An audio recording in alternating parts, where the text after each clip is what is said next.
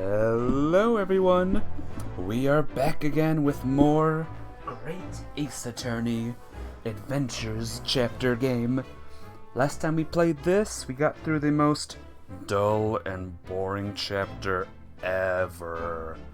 But now we're in chapter 3. We just started. This is the first line of chapter 3. And we're gonna figure out what this big room is and what kind of clock contraption we're in. But yeah, I hope everyone's well today. Let's begin. What an incredible place. It's so imposing. It's almost suffocating. This place is breathtaking. It looks like a fortress. There are some stone buildings like this in Japan now, of course, but they've only been built in a few short decades since we opened our borders to the outside world. An authentic example like this is quite a different impact, wouldn't you agree? A far cry from the wood and paper most of our buildings are constructed from. Hey, J-Hez! Welcome to the stream, how you doing? I like these big, massive clock gears. I mean, how cool is this? Wouldn't you all say this is like the coolest thing if you love gears and stuff? And your first Minim, how you doing? Good to see everyone here. Let's see what kind of case this is, huh? It's certainly unfamiliar. But I think there's more to the difference than just construction materials. What is this place again? This is the Lord Chief Justice's office, Naruhodo-san, in the Supreme Court of Great Britain. The Lord Chief Justice. We had instructions to report here at this time, if circumstances were different. But yeah, how's everyone doing? If you're here, say, give me a big hello. A big hi! And if you can't type in chat for some reason, then send me a whisper. Because now I'm getting worried that people are chatting and I can't see them. We were supposed to let the Lord Chief Justice know that we had arrived from Japan. But Kazuma can't. No. So instead, we are here. There you are, hey Minim, how you doing? Good to see you here. We are here in a different capacity, as envoys, to report the news of Kazuma-sama's death. Yes. Yes. And having delivered his or her message, an envoy's duty is done. So we have to return to Japan.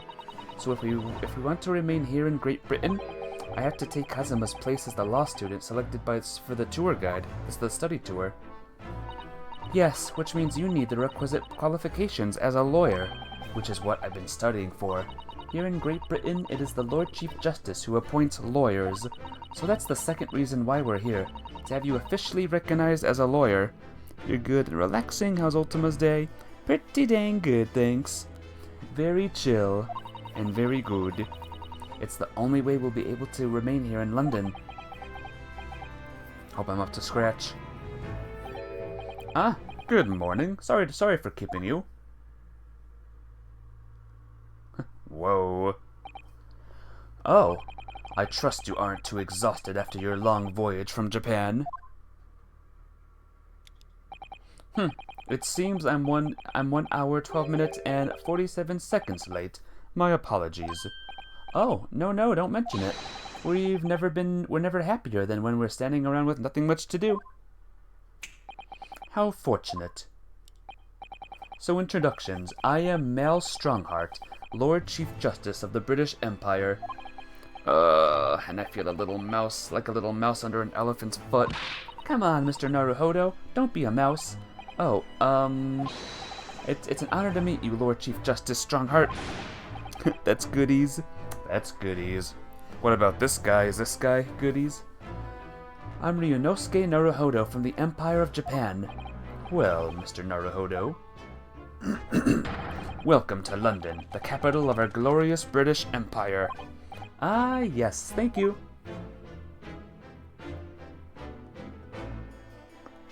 Alright, let's talk to this big guy. So, what are your impressions of our capital so far? How do you like London? Why is this game so good looking and a good story? It's 'cause it's good, and all that stuff. Hey, Captain Chips, what's up? Welcome to the game. Welcome to the Chief Justice, this guy. So what are your impressions of our capital so far? How do you like London? Oh, well, help. I've been so nervous ever since I got here that I can't remember a single thing about the city. It's simply splendid, isn't it, Mr. Naruhodo? Oh? We had a wonderful view of some London streets from the carriage on the way here from the station. So far, got some good news and some bad news. Uh-oh. What's the good news? That's your cue, Captain Chips, to tell me what the bad news is. Everything is so impressive and grand. I must say I'm almost lost for words. I'm glad to hear you like it. The city boasts tramways, piped water and gas, even cable supplying electricity. We spearhead every revolutionary new technology in the world.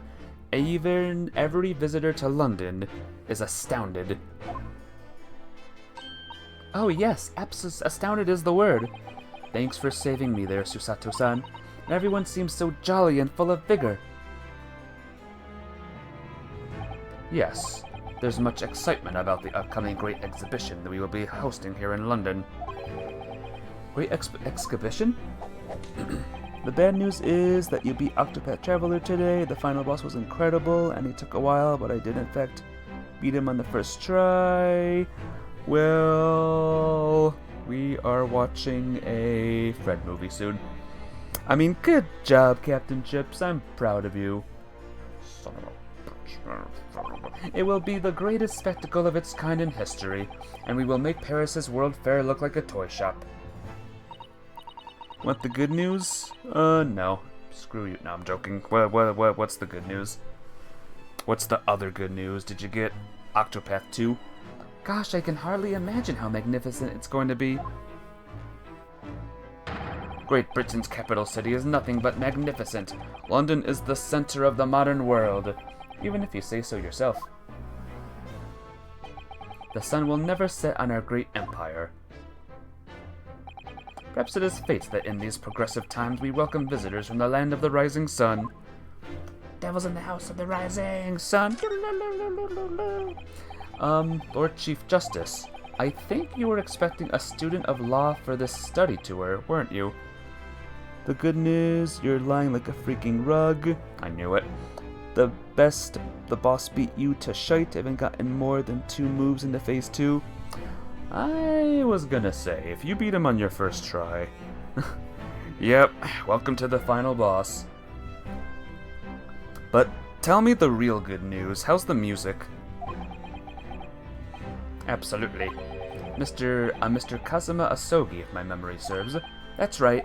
The British government has already been telegraphed a full report on the situation.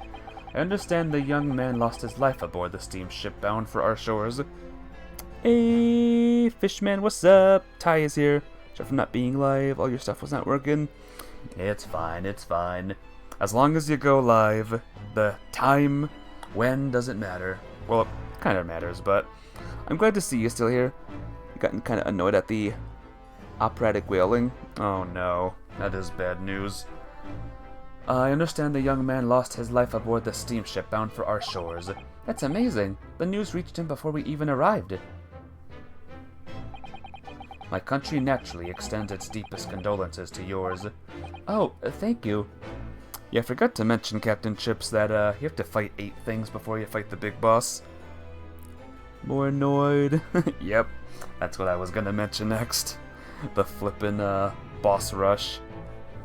Oh, thank you. And you honored this appointment specifically to inform me of the news? Yes. BRB, okay, BRB time. We're here in the capacity of envoys from Japan to report the sad news in person. They tell me you Japanese are a people of protocol and courtesy, and I see that it's true. And it is with some regret that I must inform you that the death of the young lawyer means the study tour arrangement can no longer proceed. The music is kind of mystic. I'll Google the word BRB. Alrighty, minim. If you would just hear us out, Lord Strongheart. What do you have to say, madame? It's about the study tour. Mr. Naruhodo here would like to make a proposal. Would he now? Well, Mr. Naruhodo. This is it then. The moment of truth.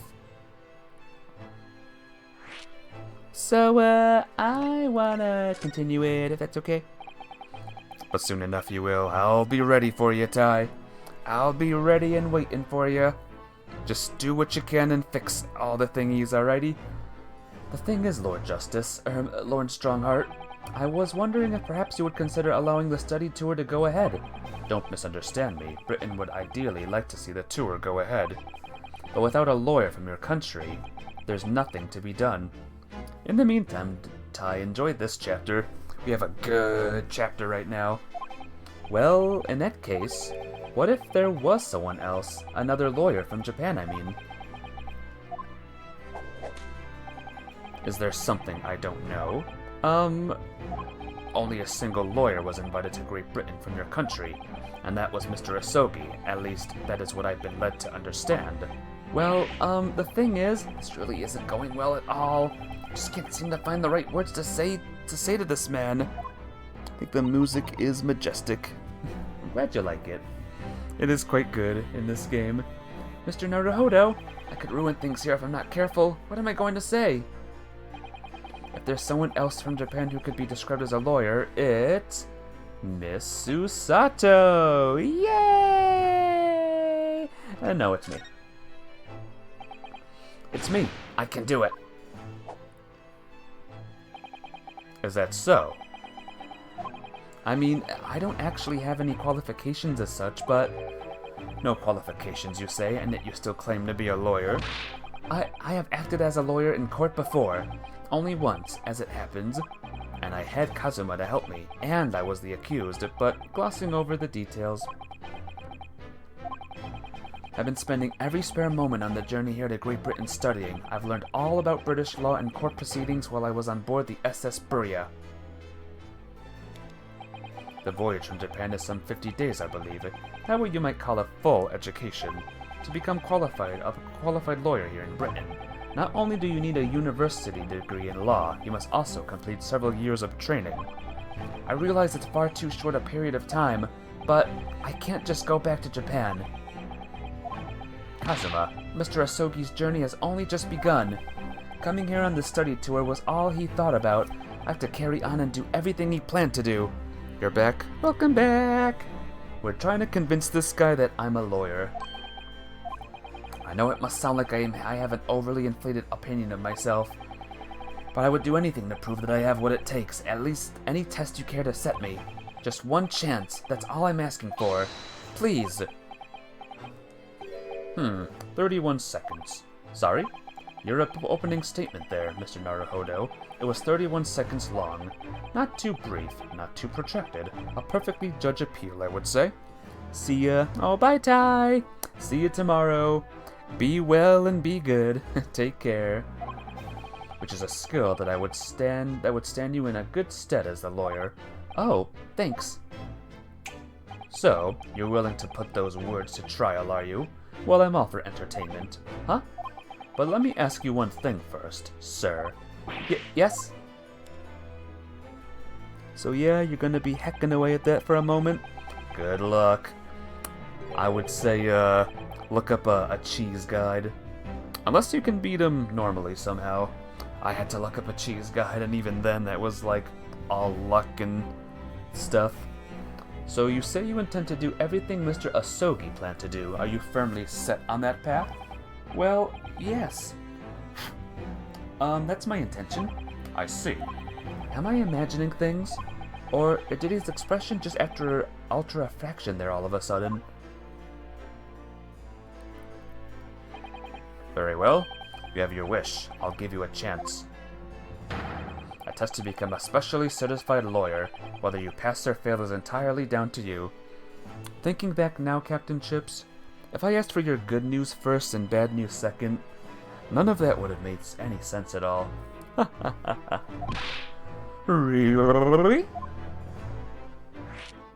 Test. This case, guys, is actually just a test, a written test. I know, right? So what form will the test take, exactly? Tell me, Mr. Naruhodo, what do you consider the role of a lawyer to be? Well, defending people, of course.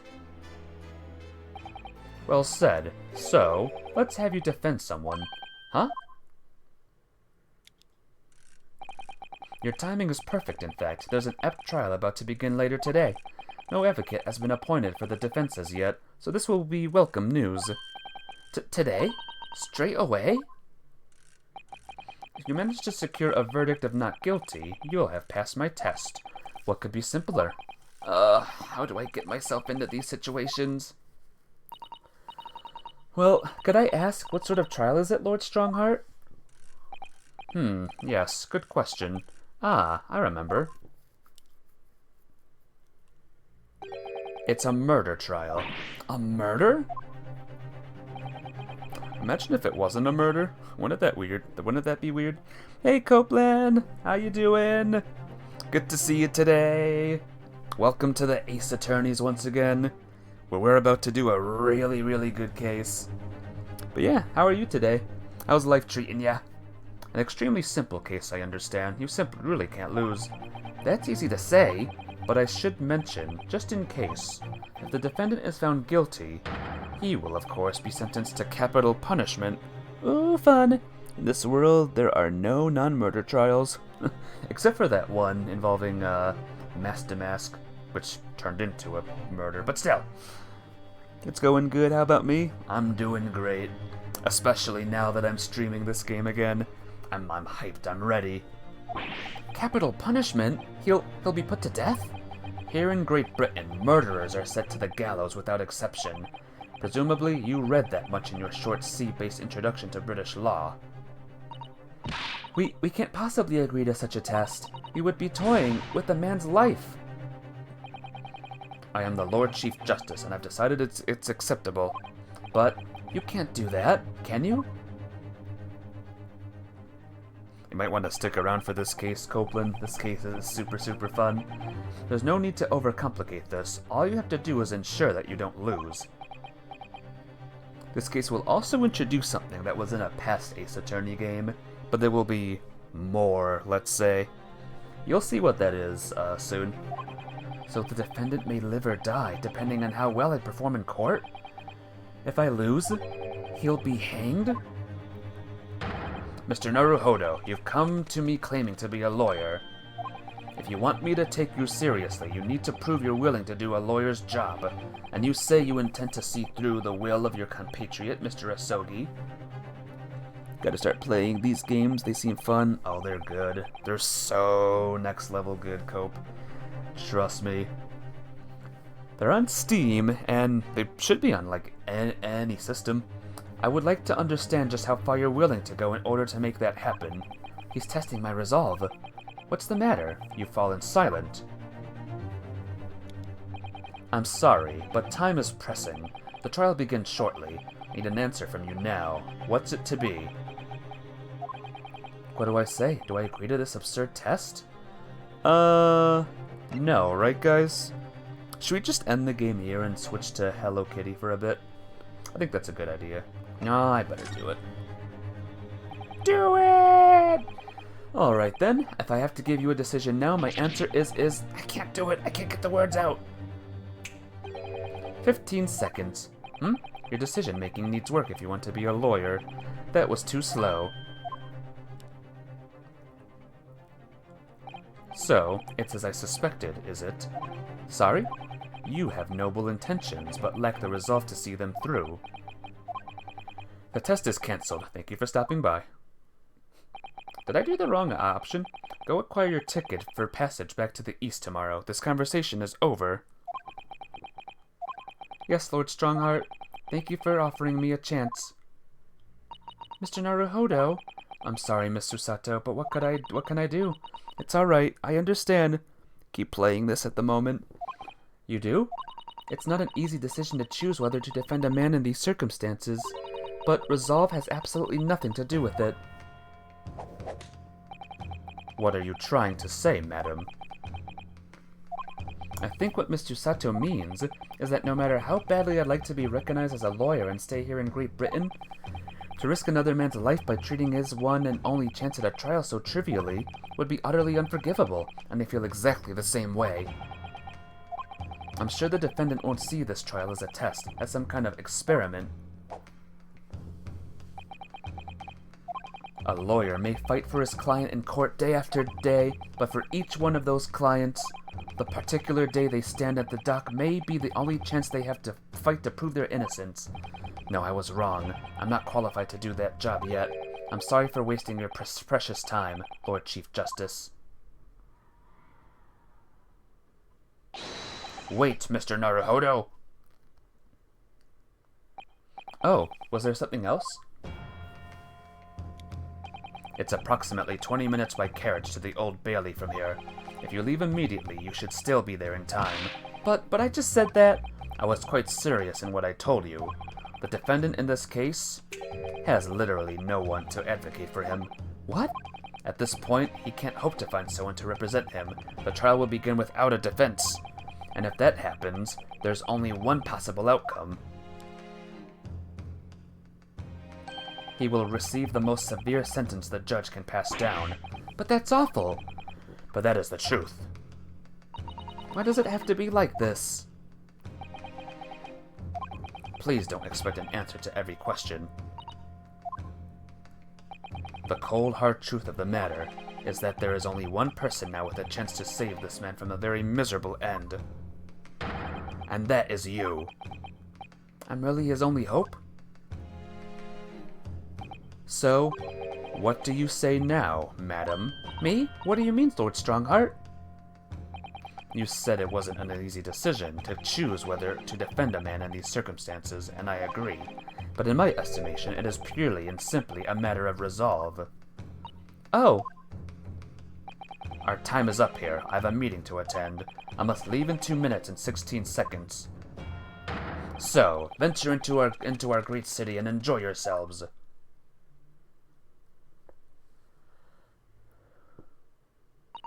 He's gone. The Old Bailey. If we're going to do this, Mr. Naruhodo, we must leave at once. Okay. Move to the Old Bailey. And here we are. We're at the court, guys. It's February now. Oh, thank goodness, we're in time. There's still 15 minutes until the trial begins. I never knew a horse-drawn carriage could go so fast. I thought my teeth were going to rattle loose. Did you hear what I said to the driver when we climbed aboard? Get us to our destination in 5 minutes, driver, and there's a guinea in it for you. It's one of my favorite lines from the Herlock Sholmes stories, and it worked quite perfectly. I'm not sure why you're so pleased. I thought we were going to die, and we had to pay gold for the privilege. Well, at least we arrived here before the trial started. Yes, I suppose there's that.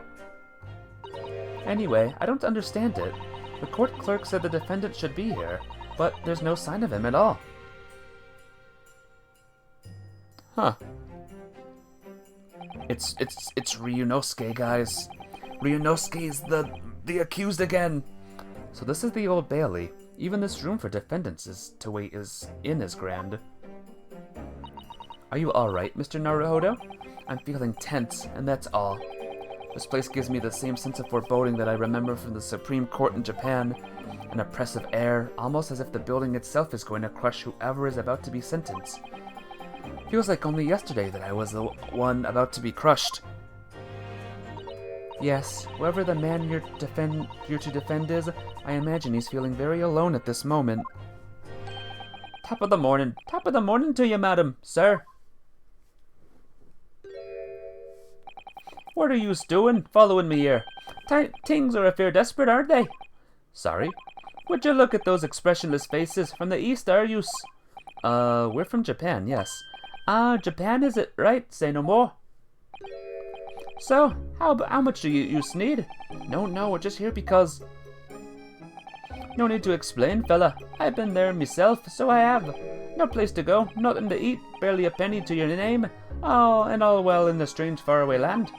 Well, actually, we haven't found a place to stay yet, no. 'Tis grand, 'tis grand. Let me start by giving you 1,000 guineas. Say nothing now. 1,000 guineas? Please, Miss Susato, you don't have to shout. But 1,000 guineas is enough to build an entire mansion in the most prestigious area of Tokyo. What? 'Tis nothing to me at all. I like to ensure I have sufficient funds to weather a rainy day, you see. I have enough wealth to buy the city of London 2 or 3 times over. Could that much rain even fall in one day? Well, even so, we couldn't possibly accept such a large sum of money.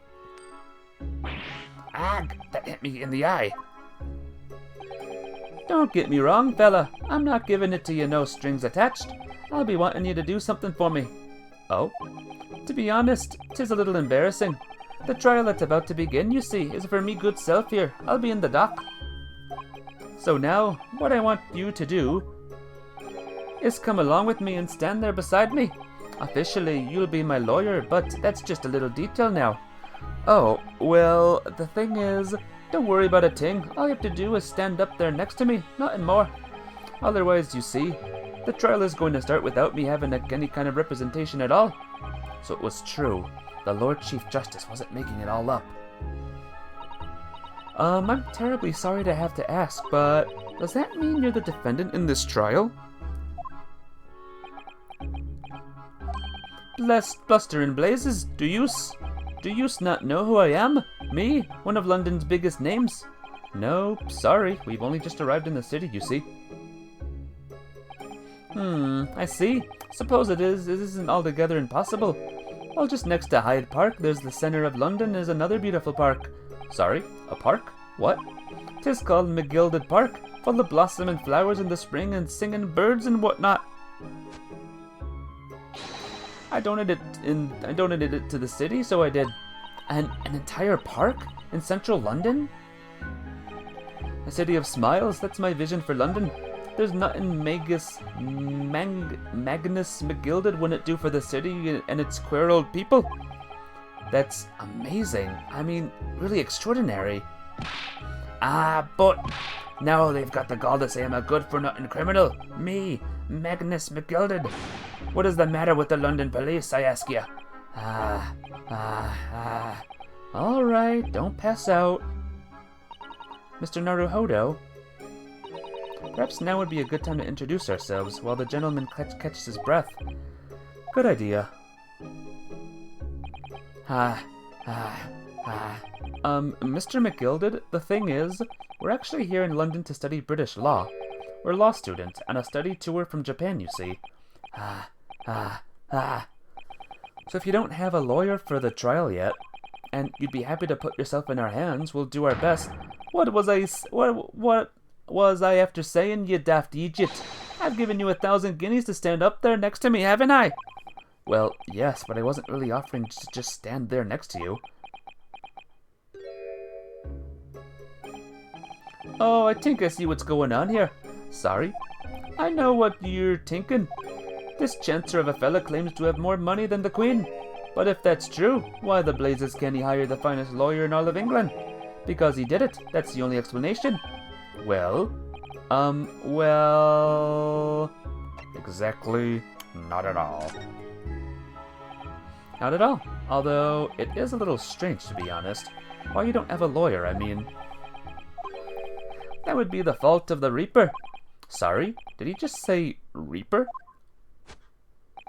Aye, the Grim Reaper of the Bailey, Lord Barak Van Zeeks. He's the prosecutor. The prosecutor is the Grim Reaper? When Van Zeek stands for the prosecution, they call the accused his sacrificial lambs.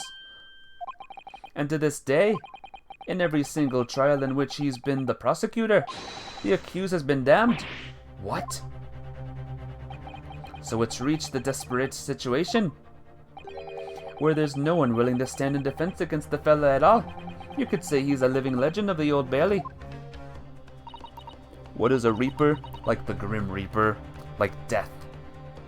You know, Satan's right-hand man, or Dracula's right-hand man. Goodness, Lord Barak Van Zeeks. He must be an exceptionally talented prosecutor, then. Talented isn't the word you're looking for, madam. It's cursed. Cursed? What on earth? The defendant is summoned and his counsel. So what do you think of this defendant, guys? And who's ready to see the prosecutor? As well as the thing. Please make your way into the courtroom. The trial is about to begin. His counsel? That would be me. Oh, 'tis time. Well then, fella, no let me down. But I don't know anything about the case. You haven't told me what happened. Until you showed your face here, I'd made up me mind, so I had. Sorry. I decided I'd have to defend myself in there. How would that have worked? But then you made an appearance, a student of law, wouldn't you know? 'Tis no accident, I can assure you that of that. 'Tis fate. Don't get cold feet now, please.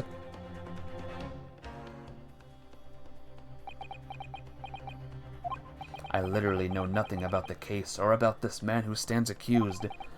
In fact, the only thing I do know, is that I can't just turn my back on him.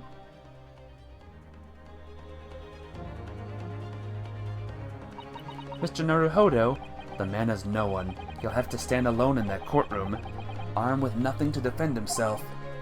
Yes, something that Kazuma would never have allowed to happen. Counsel for the defense, what are you doing? If you're late for the start of the trial, you will lose your right to stand. Is the Reaper speaking Irish? Not the Reaper. The defendant speaking Irish. McGilded is. I'll be right there. Are you guys ready? It's happening then. My first trial in a British court. I hope you're watching over me, Kazuma, because I have no idea how I'm going to manage this. Here we go!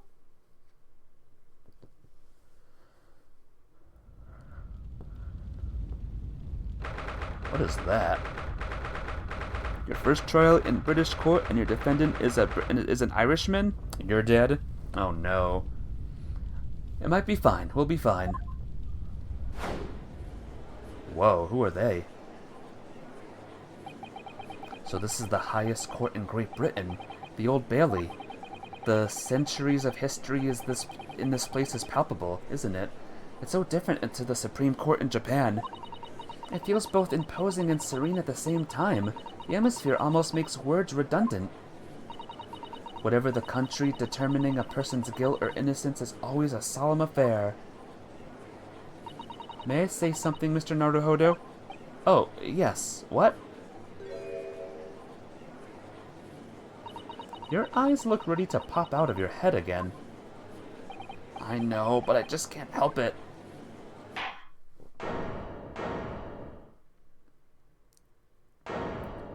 There's our judge.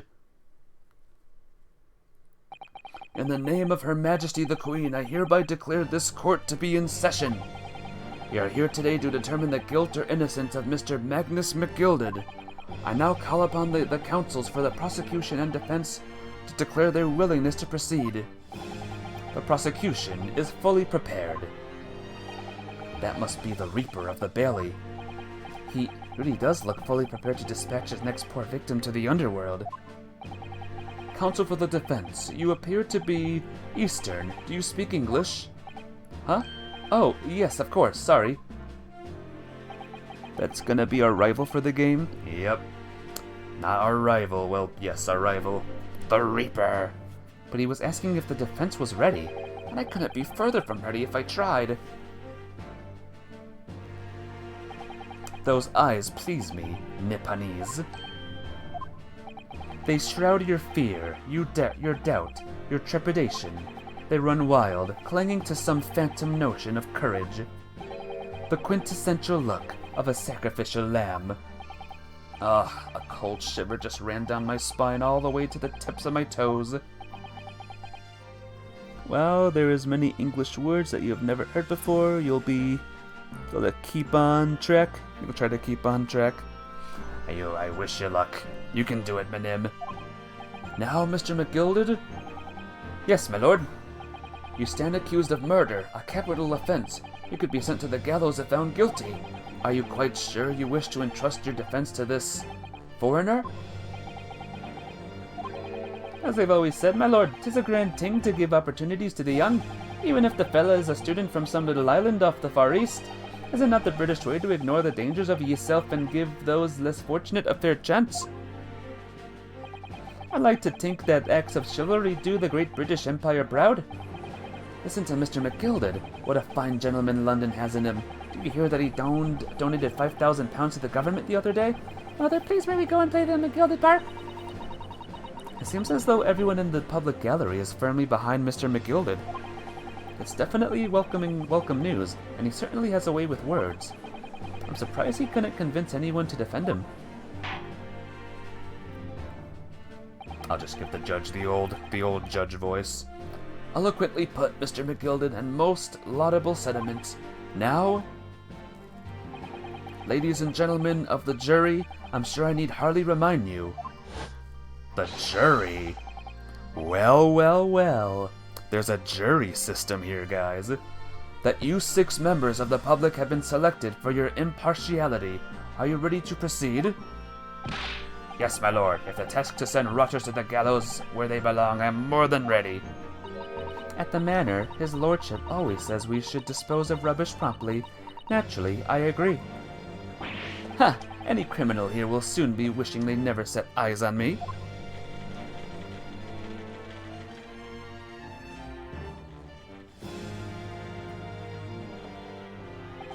I feel a chill. Oh, don't mind me, my dears. I'll just be getting on with my knitting. Must finish these mitts for my grandson. Ah, Mr. Naruhodo, those people are... And we have the jurors to deal with, that'll be fun. Oh, you have no idea, Captain Chips. Wait till you see. The jury, yes, that's something we don't have in Japan yet. That's right, I've only ever read about it. But here in Great Britain, the court's final verdict depends on the opinions of these 6 jurors. The judge passes sentence according to the law, but the jurors determine guilt based on common sense. So the defendant is ultimately judged from 2 completely points of view. But how exactly do the jurors give their verdict? That I don't know, but I'm sure it will become clear as the trial progresses. Yes.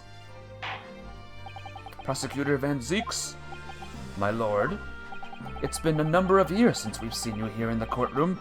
I thought you'd renounce your fame. I'm known as the Reaper of the Bailey, my lord. Infamy rather than fame, I would say. But yes, 5 years have passed since I last spread my wings in this capacity. So, what brings you back? Is there some change of circumstance of which the court should be aware?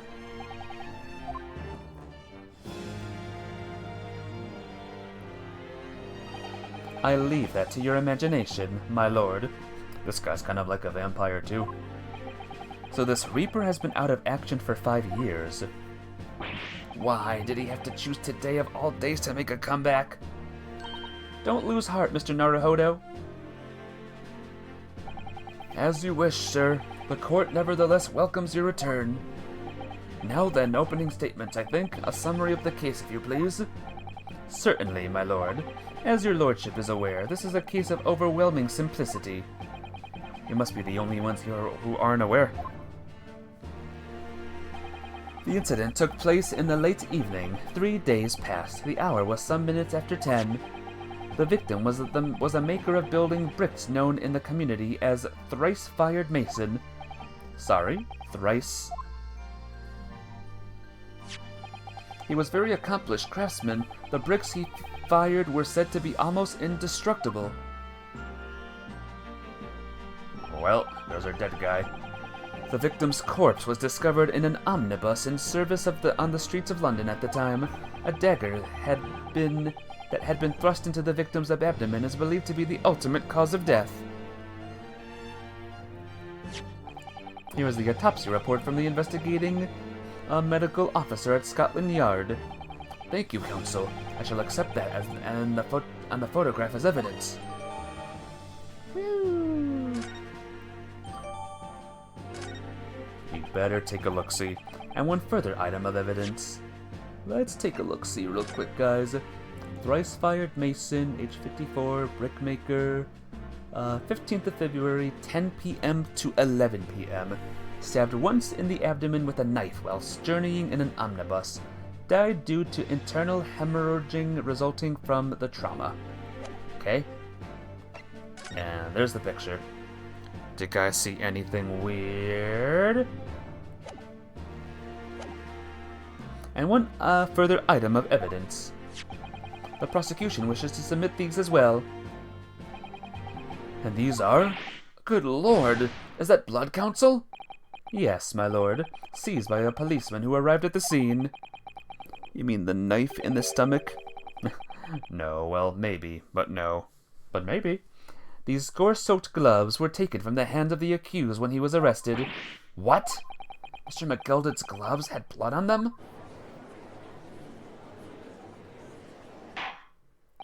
Yes, I will accept these as evidence as well. How did I get into this? Let's take a look at these gloves real quick. One as well. This is definitely blood, isn't it? Not the most pleasant sight to be confronted with on our first day in London. Well, nothing will come grumbling now. Come of grumbling now. Now, by the way, is Mr. McGilded right-handed? Yes, I believe so. He was toying with a coin in his right hand a little earlier. When did Alucard get a law degree? Good question. When did you become a lawyer, Alucard? Only you'd be left-handed. I think blood on either glove would be fairly incriminating, really. Not seeing anything else, so... How did I get into this? I'm backed into a corner before I've even started. Continuing. According to this driver of the omnibus, there were only 2 passengers traveling inside his vehicle at the time. Only 2? Obviously, one of those passengers was the deceased brickmaker, Mr. Mason. The other was the accused, Magnus McGilded. You have to lurk, you have to watch in full screen on your phone. Alrighty, Minim. I wish you luck on your watchings. Maybe you'll figure out who killed the person before any of us do. But yep, happy lurking. Well, rather damning circumstances to say the least. Defendant, what say you? Well, of course, I have no recollection of such a thing. Mr. McGilded. To be sure, I rode the omnibus that evening, but whenever I'm in a carriage, I'm taken with the fierce tiredness, as I'm always succumb to it. Are you claiming to have been asleep? 'Tis the motion of the carriage, my lord. Lilton, so it is, and when I opened my eyes again. 'Twas a desperate sight before me, the body of a man I'd never laid eyes on before in me life. Now I ask you, what good-hearted soul wouldn't rush to help a fella bleeding from his stomach? I was about to start worrying about me gloves now, was I? I reached out to give the man a hand. So the blood got onto the gloves then after the man had been killed. Unfortunately, that statement of the driver's is only the beginning. What? That's not all of it? There were multiple witnesses to the precise moment at which the brickmaker was fatally stabbed.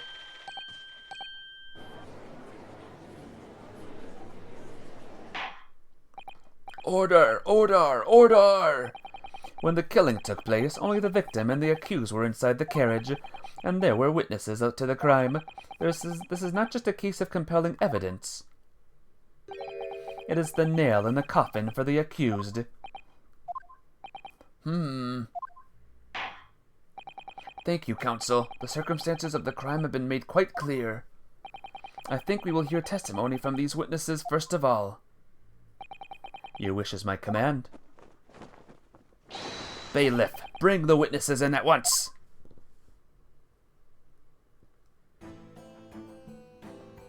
Alright. 2 gentlemen and a cold person, apparently. Witnesses, your names and occupations. My name is, well, everyone calls me Beppo. I drive an omnibus in the East End. Bruce Fairplay. I'm a banker in the city. My name is First, Lady First. I, make hats for gents. Let's begin by confirming the facts. 3 days ago, at a short time after 10 o'clock in the evening, all of you present in the station were in an omnibus and witnessed to the aforementioned incident? Is that correct? Yes, sir. Quite right. Yes, sir. That's right, sir. That one guy has a good pun name. Well then, let's proceed to your formal testimonies, please. Each of you will tell the court precisely what you saw.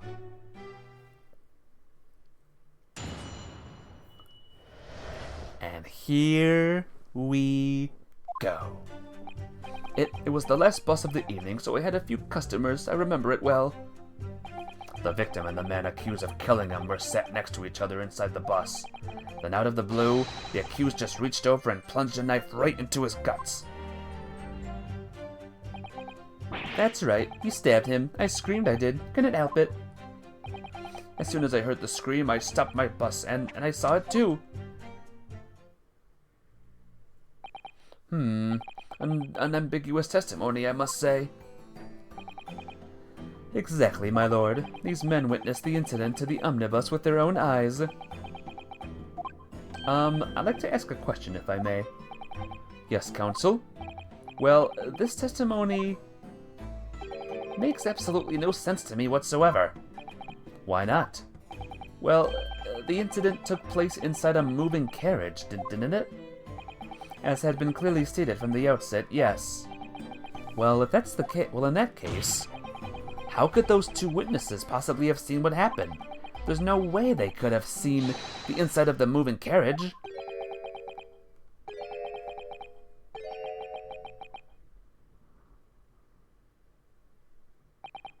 How quaint. I read that civilization in the eastern island nations was a good century behind our own, but you're here in London yourself. Are you really so ignorant about our omnibuses? Huh? Tell me, my Nipponese friend, have you even traveled in an omnibus? Well, no. We, only arrived in London this morning. No matter. I've arranged for us to all see for ourselves the actual scene of the crime, that is. What? Do you mean the actual scene? How? A carriage is destined to be moved after all. Presumably you understand that much? Yes. The omnibus in which this bloody crime took place is here today, in this very building. Here? What? The entire carriage? Bailiff? Bring forth the stricken omnibus! Well, the crime scene has arrived, guys. So that's an omnibus. The omnibus. I can't believe they could bring something so enormous in here. Great Britain's courtrooms are amazing. As you can see, the omnibus is pulled by 2 horses and can carry up to 8 passengers.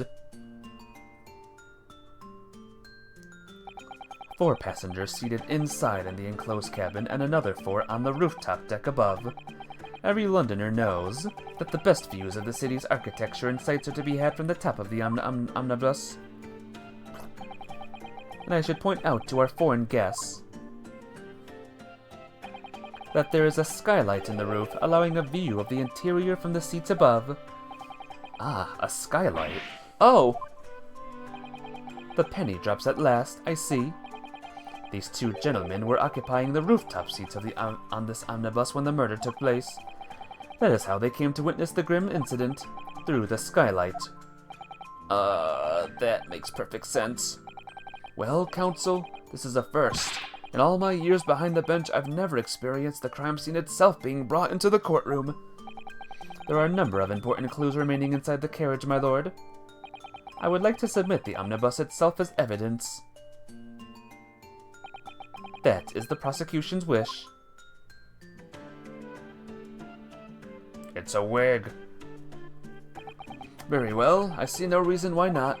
The omnibus is hereby formally accepted as evidence. The entire omnibus is evidence now. I can't believe it. The entire crime scene entered as evidence? I know, right? We should maybe check it out a bit. Well, let's open the door and go inside, shall we? Ugh, the scene of a murder. It's horrible. We are now inside. This is awesome. I know, right? Or that is awesome. This is great. The blood that's soaked into the seat, the victim's obviously. Yes, and the seat would be clearly visible from the roof deck. Would you really stab someone in full view of the other passengers like that, I wonder? Well, it was after dark, and there was a lamp on in here, so perhaps the culprit couldn't see anything outside through the skylight. Whichever way you look at it, it doesn't seem like it was a planned attack. Maybe. Anything on the floor? Nope. Anything on this side? The seat looks reasonably soft, but it's actually rather hard when you sit on it. Only just wide enough for two gentlemen to sit side by side, really. Of course, an English gentlewoman would be dressed in such finery. It would be quite impossible for her to climb up to the roof deck, so she would have to be seated here. A woman in a kimono would have the same problem. Check the skylight. You want to see what the folks on top actually saw? Sounds like a good plan. Ew. What? The blood? Well, there's the skylight. It's quite a large skylight, isn't it? Yes, quite large enough to afford a good view into the cabin from the roof deck. And there doesn't appear to be a handle or catch of any description. So I suppose it can't be opened from the inside, from inside the cabin at least. There you have it. Ah, that's a poster for the great exhibition that's due to start 6 months from now. There's a lot of focus being drawn into the Crystal Tower, the centerpiece of the whole exposition. Oh, the Crystal Tower, it's under construction already, I believe. People all over London must be fizzing with excitement at the prospect of such a grand event. It's the same thing. Not seeing anything else out of the ordinary. Can we look outside? Have you seen enough? Let's step back outside then.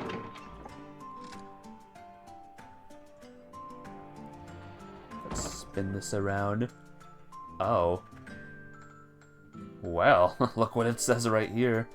Phoenix Wright Omnibus. Well, what? And here's the top. Oh, I can't get a good look at the top. You can certainly see the inside of the carriage through this opening, that's for sure. Yes, and there's a lamp in the enclosed cabin, so I'm sure the witnesses would have been able to see quite clearly.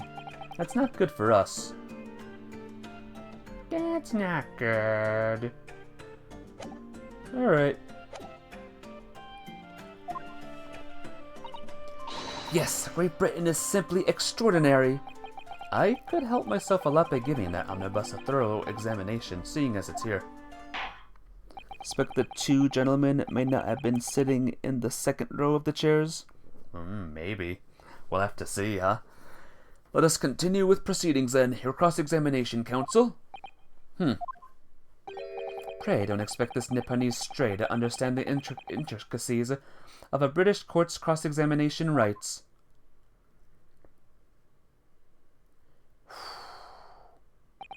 All right, my first cross-examination in a British court. Focus, Ryunosuke. Focus!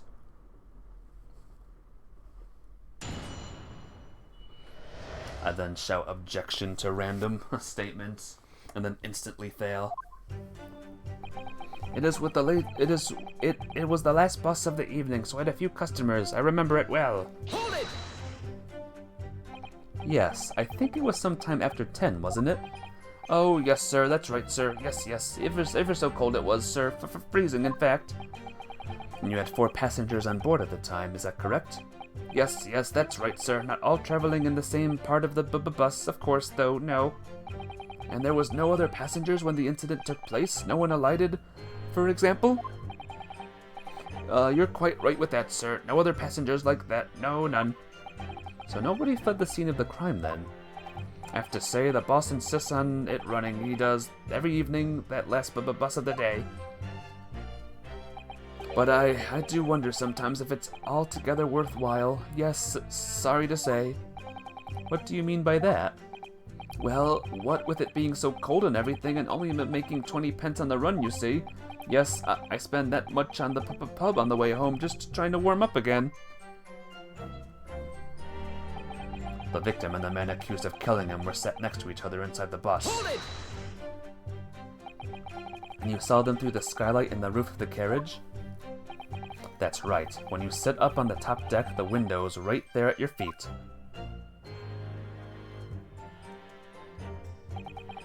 There was a lamp on the inside, so I had a pretty good view. The two of them were wearing hats, and I couldn't exactly make out their faces, but there's not a shred of doubt in my mind that it was Mr. McGilded. Beppo's the criminal, don't listen to him. He's the criminal! How can you be so sure? Well, how can I put it politely? McGilded is a gentleman of rather small stature. I couldn't have mistaken him for anyone else. Let's not forget that when the vehicle came to a halt, the only people inside the enclosed cabin were the deceased Mr. Mason and Mr. McGilded. There is no room for doubt here. I really wish there was. Oh, don't listen to me. Oh, gotcha. Then out of the blue, the accused just reached over and plunged a knife right into his guts. Hold it! You actually saw the exact moment it happened? Didn't I already testify to that? Or are fair dinkum hard-working city bankers not considered trustworthy these days? Oh, no, I didn't mean that. This is not good. No good. I've really got his back up. Perhaps you could just tell us what you saw in a little more detail if that's... My lord. Juror number 3? What's the meaning of this? My mind is made up, my lord. Complete and utterly made up. Made up about what? I don't like the stinking rich. Never have. They're always up to something or other that they shouldn't be. Every one of them. What? And that little leprechaun of a man is no exception. Well, he can't fool me. What? There's no point wasting time listening to any more of this. That's my opinion of the matter anyway. That is precisely what I was about to say. As the foreman of the jury, it's my duty to set a good example to my fellow jurors. Huh. What is happening here? Let me see. Ah, yes, it seems that's how the members of the jury give their verdicts. With fire? Apparently, yes. White for innocent and black for guilty. As the 6 members of the jury make up their minds about the case, one by one, they each cast a ball of fire into the great scales of justice, as we saw a moment ago. So if those enormous scales fall completely to the black side, does that mean... Let's do our very best to make sure that doesn't happen. Now I'm even more worried than I was before. What? Oh. Very well. The court acknowledges the change in the jury's stance. Counsel for the defense, please continue with your cross-examination. This is a nightmare.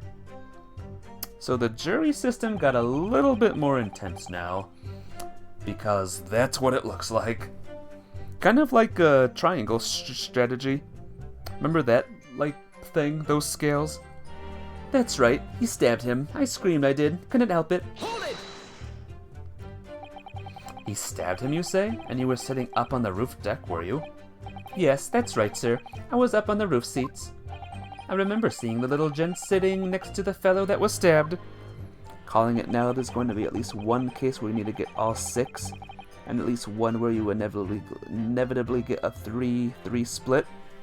We'll see. I won't say yes or no otherwise.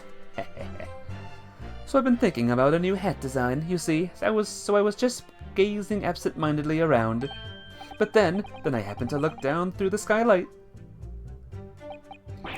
It was sticking right out from his belly, that huge great knife. A grim sight indeed. Ah, that didn't help me at all. The jury looks like they're even more convinced my client did it than they were before. It appears to have made everyone even more dubious than Mr. McGilded in telling the truth. You saw the gent sitting next to the deceased. Yes. If only we had some evidence to counter their suspicions. Mr. First. Oh, yes, sir. Is this the knife you saw? Oh, good grief, yes, that's it, the very one, sir. Is that? Yes, Counsel. This is the blade that was driven into the victim's belly like a stake through the heart. That is a blade of considerable size, Counsel. It is, and furthermore, the scabbard is emblazoned prominently with a certain initial, the letter M, which seems oddly familiar. Please, no. M for Magnus, perhaps, or McGilded, possibly. Take your pick. It seems this particular big name in London made a magnificent mistake. Objection! But there are M's everywhere. Yes, like in Mason. Objection! I like the way his objection looked, by the way. This blade is far too extravagant for a poor brickmaker to have owned. No, this weapon is of murder almost certainly belongs to the accused. Not conclusive, but certainly compelling, Counsel.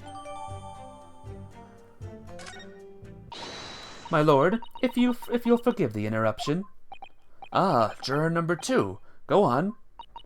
Mr. McGilded is a pillar of society and a gentleman's word should be sacrosanct. However, those of us in service know we must accept hard truths. Wait, what are you about to do? Dispose of the rubbish. Well, there's already 3. No! I don't wish to cause offense, but I do like to eradicate all traces of filth and grime.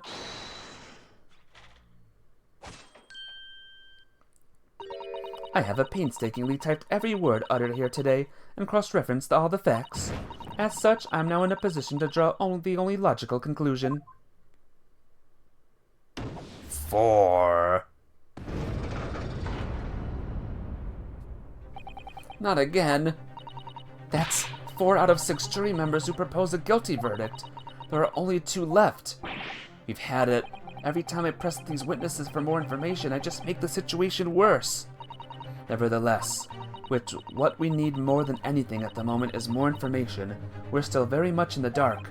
I suppose I'll just have to keep pressing the witnesses, knowing that more sparks may well fly. We mustn't give up that we'll uncover something that will give us a way to fight back. But... Alright, I'll keep trying. I can't give up. I just need to keep calm and listen to the witnesses' statements again. As soon as I heard the scream, I stopped my bus, and then I saw it too. Hold it! What exactly did you see? Oh, well, sir, that would be the passenger, sir. Yes, collapse on the floor he was. And by the passenger, obviously, you are referring to the victim, Mr. Mason, the brickmaker. And the other passenger that had a knife in his hand, like this. By the other passenger, obviously, you are referring to the accused Mr. Magnus McGilded.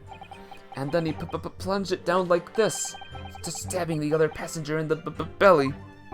What? My lord, I wish to speak. Yes, juror number 5, do I take it that you too? As the master of the London Guild of Coachmen, the idea of a murder being committed in one of the city's carriages is utterly abhorrent to me. Wouldn't it be right to make a decision before hearing all the facts, though, I said to myself. But I've heard enough now. The horse has bolted, as they say. No, please, just keep an open mind a little long. Gee up now, Silverblaze. The finish is in sight. 1 to go, and then we're screwed. Beppo was a long-standing member of the guild, and I trust what the man says. Oh, thank you, sir. You're too kind, sir. This is too unkind, sir. Which now means that 5 jurors agreed to condemn this man. What about you?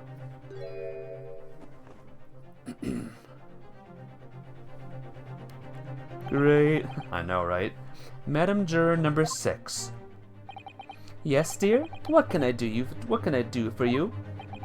You have heard the testimonies of the witnesses in the stand. Oh, yes, I certainly have. Still got my hearing, you know. Then, pray tell, why are you yet to pronounce your leading? Well, dear, the thing is, I'm a creature of habit, me. I always go to the park at around this time of day and sit on a nice bench and get on with my knitting. There's a lovely little park just near where I live. McGilded Park, it's called. The gentleman donated it to the city, you know, to put a smile on Londoners' faces, he said. I can't imagine such a fine young gentleman would have it in him to take another man's life. He is always doing wonderful things for the city. That's right, a man like that wouldn't stop so unsurely. Mother, may we go to the McGilded Public Library later and borrow some books? How many Londoners live with their heads in their clouds? Do you people not know? What kind of a man Magnus McGilded really is? What kind of man is he? The philanthropist Magnus McGilded has enough wealth to purchase the entire city he claims to value so highly. But where did all that wealth come from? Your client is a Shylock, sir, and one with the very darkest of souls. What? Stone the crows! Mr. McGilded lends money at extortionate rates of interest. His victims have no hope of repaying him. When they default, he takes possession of everything they own. He is a vulture that preys on the weak. I've never heard any mention of that before. Your faculties haven't deserted you, I'm sure, madam. So has this thought not crossed your mind? Would a man wealthy enough to buy London in its entirety not have a carriage of his own? What possible reason could this man have had to make use of a public omnibus service? The entire jury pool would have been freaking tossed, law. Would have been tossed? How come? If I may ask. You're not saying that the victim, a poor brickmaker, has next to nothing to his name, save considerable financial liability. It will come as no surprise that his creditor was the accused Magnus McGilded. But let it also be known that the very day Mr. Mason was killed was the final repayment date for his debts. Good gracious! Literally all of these people are clearly biased in one way or another. Oh, gotcha. Maybe it's okay back then? Maybe? But yeah, in this day and age, they would be gone. The brickmaker was destitute. He had lost his house, and he had not a shilling with which to repay his debts. And in the end, this pitiful soul had the very last thing he owned taken from him, his life. By the merciless philanthropist pretender, Magnus McGilded. I don't believe it. If I might add something briefly, Miss Susato? You claim that the victim had been lent money by Mr. McGilded, but where is the evidence to support your claim?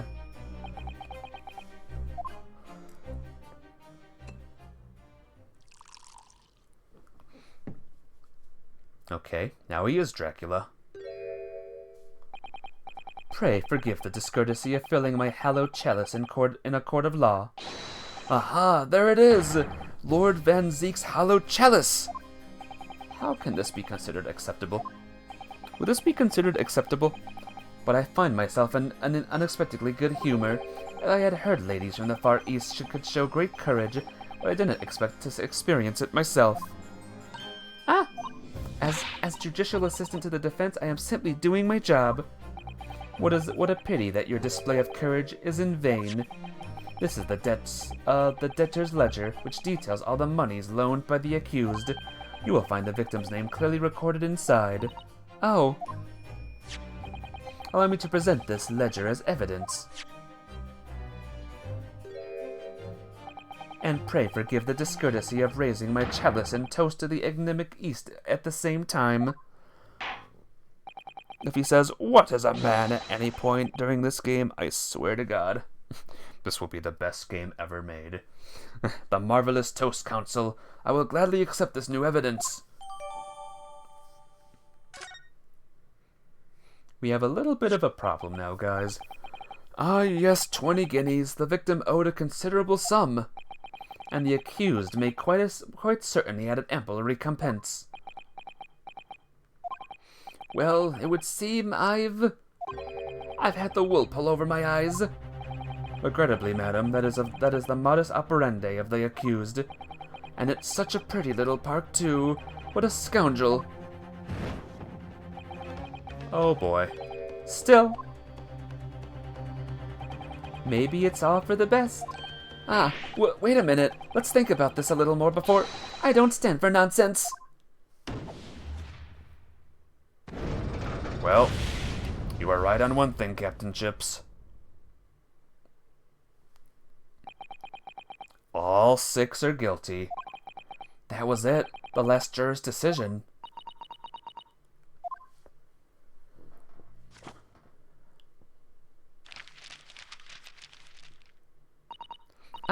According to this Encyclopedia British Law, when all members of the jury have concluded that the defendant is guilty, court proceedings are suspended and the presiding judge will deliver the final verdict and sentence. That's what it says here. The final verdict. It's over then. Oh. There's a footnote, though. A footnote? However, the defense... All 6 members of the jury are now in agreement in this case.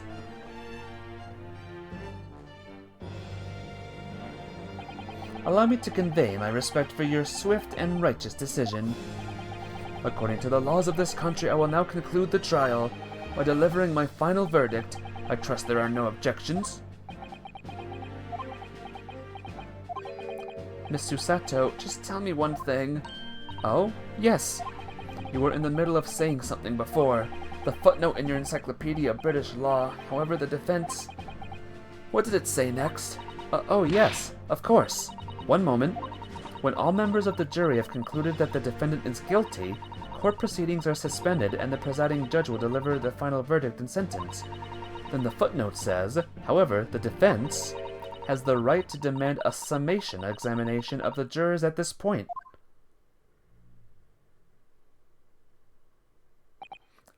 Summation? Examination? Objection! A summation examination? From which century has that tomb you have there been resurrected? Recurred or whatever? Judging from the binding, I would say the book is at least 50 years old. Any modern text on British law wouldn't even give such an antiquated procedure a mention. It's a relic, long forgotten, and certainly no longer practiced. So you're out of luck. Oh.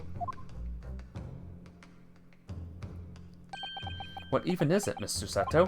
This so-called summation examination? Oh, one moment, and I'll read about it. You would demand the right to a procedure before you even understand what it entails. Typical Nipponese. Alright, Mr. Naruhodo, I think we understand. It seems that under this procedure, we would be able to appeal to the members of the jury. To do what, exactly? Appeal to them a change of their... appeal them to change their leaning and reverse their decisions, and it says here that... If successful, the proceedings of the trial must be resumed. Make them reverse their decisions? Yes, in times gone by, barristers would use a summation examination to attempt to influence the jury's decision, but that procedure became something of a formality with no practical benefit, really, so it really fell out of use. I wonder why. Because it was devoid of purpose. Changing just one member of the jury's mind would be hard enough, let alone several. No self-respecting defense barrister would even assert his right to try in this day and age. Still, I don't see any mention of the procedure actually being formally revoked. What are you suggesting?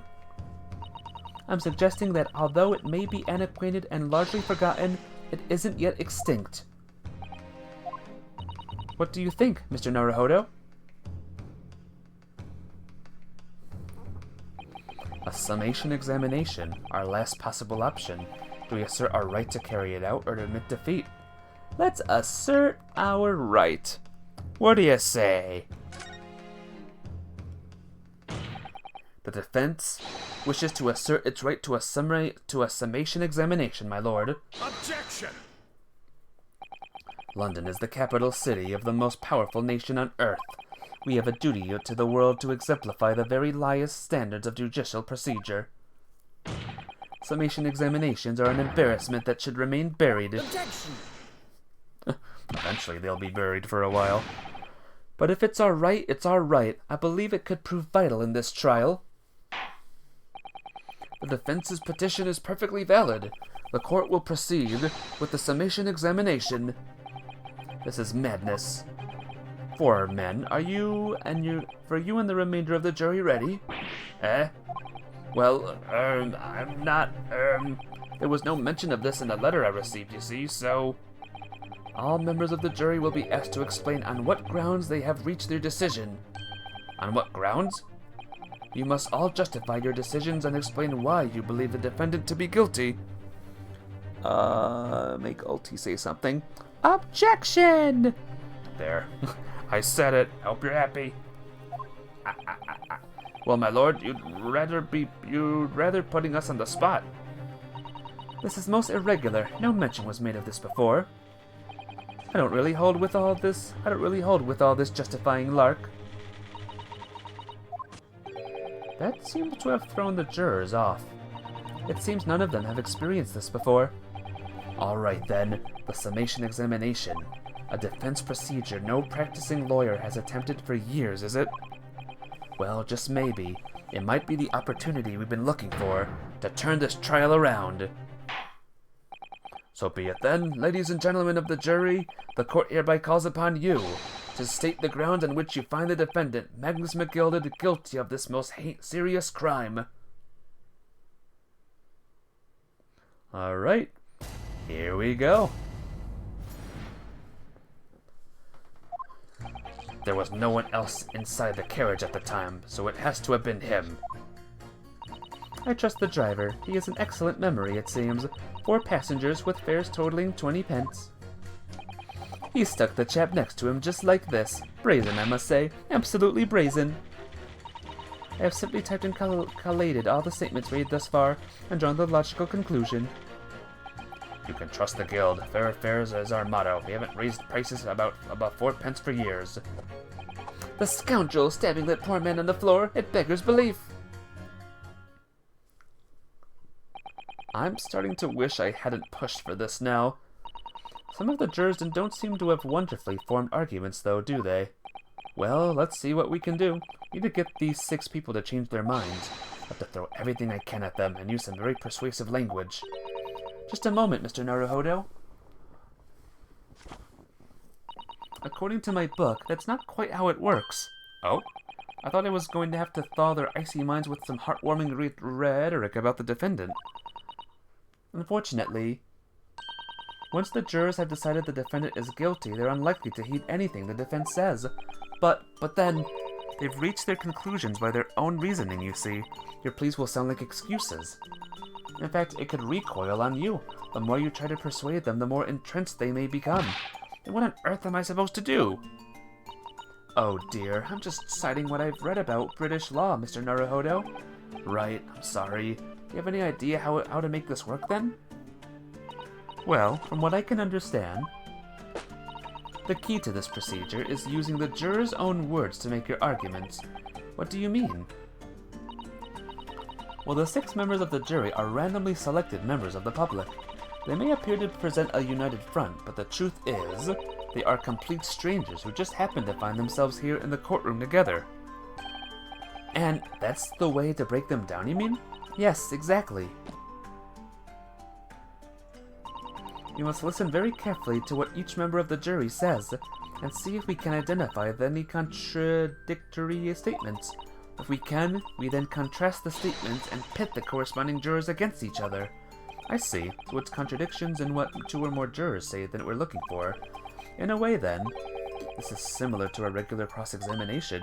Oh, yes, I suppose you're right. Find contradictions in their statements and pit the jurors against one another to break them down. Alright, I may be able to pull this off. No, that's not right.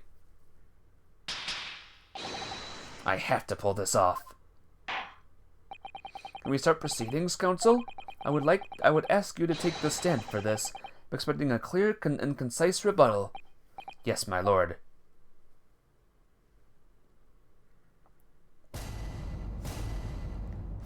Here we go. There was no one else inside the carriage at the time, so it had to have been him. Hold it!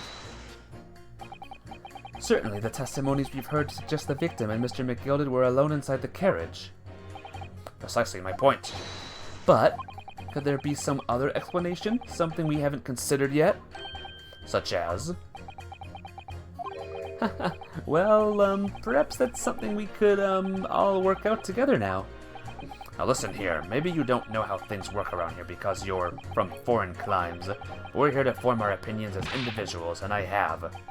Oh dear, he doesn't appear to be in the mood to consider an alternative point of view, does he?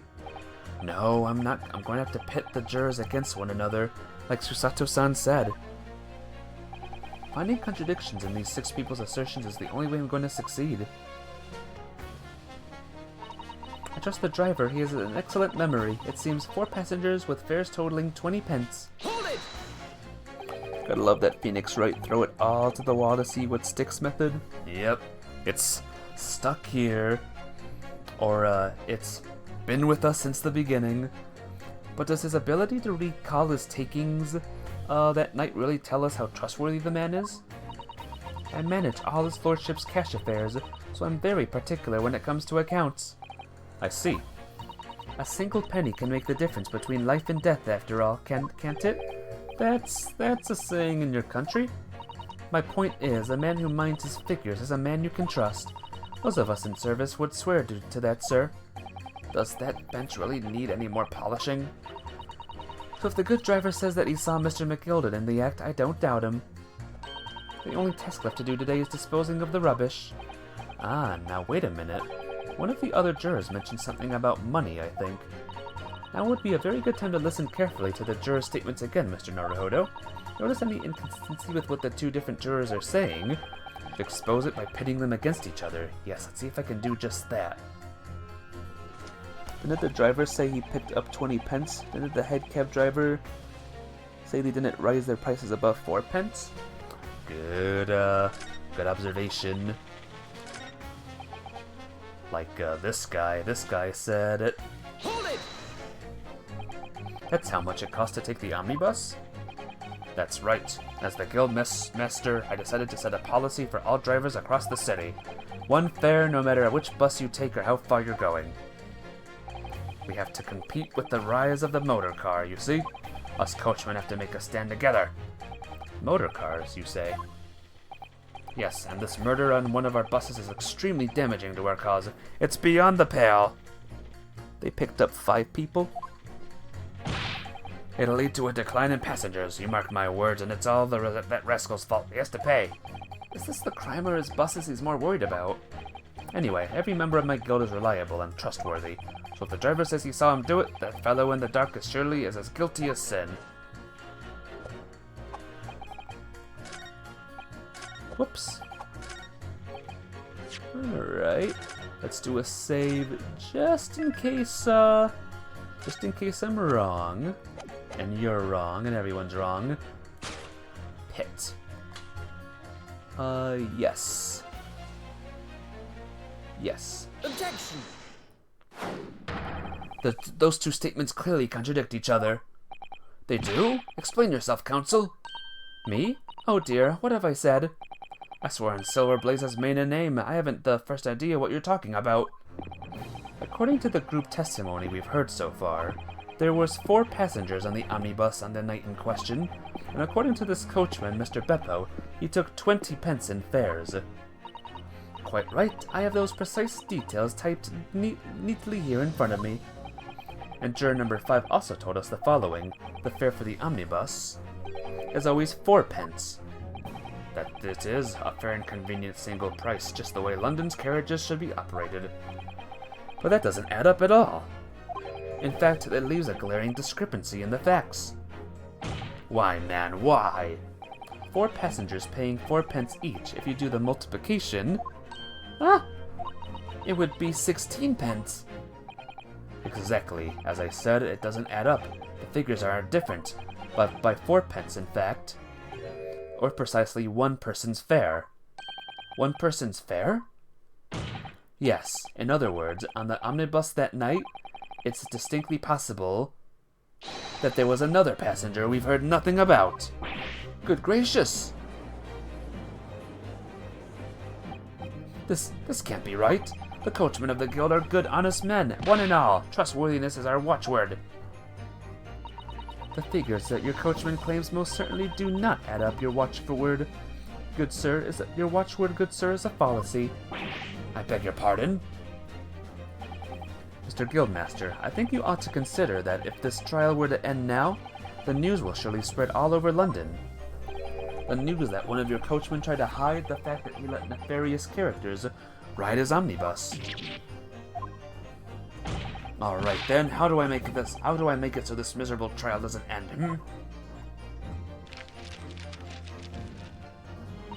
Well, according to my book here, you simply launch a ball of fire onto the innocent side of the set of scales. Now hold your horses there, coachman. We're all in agreement. Why do you have to go on? Wait till I get my hands on you, Beppo.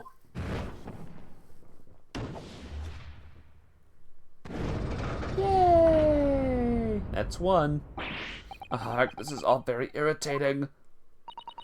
Begging your pardon, sir. I'm going to do the same.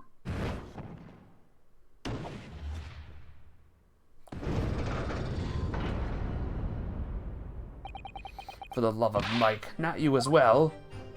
A penny can be the difference between a smile and a tear, after all. I certainly can't put my trust in someone who doesn't follow my exacting standards in financial matters. Oh, really? I, for one, think it's only proper that we hear from the witness again. Oh, well done, Mr. Naruhodo. You did it. We can manage to change 2 more jurors' minds. We can force the trial to continue. 2 more, actually. There's something else that's bothering me about a couple of their assertions. And that's where you must strike next. You need to pit 2 more jurors against each other and show there's another contradiction in their assertions. Exactly, you can do it. Well, the scales of justice have shifted, but they still weigh heavy on the side of guilt. Counsel, you have the floor again. Continue with your summation examination. Alright, let's find the others.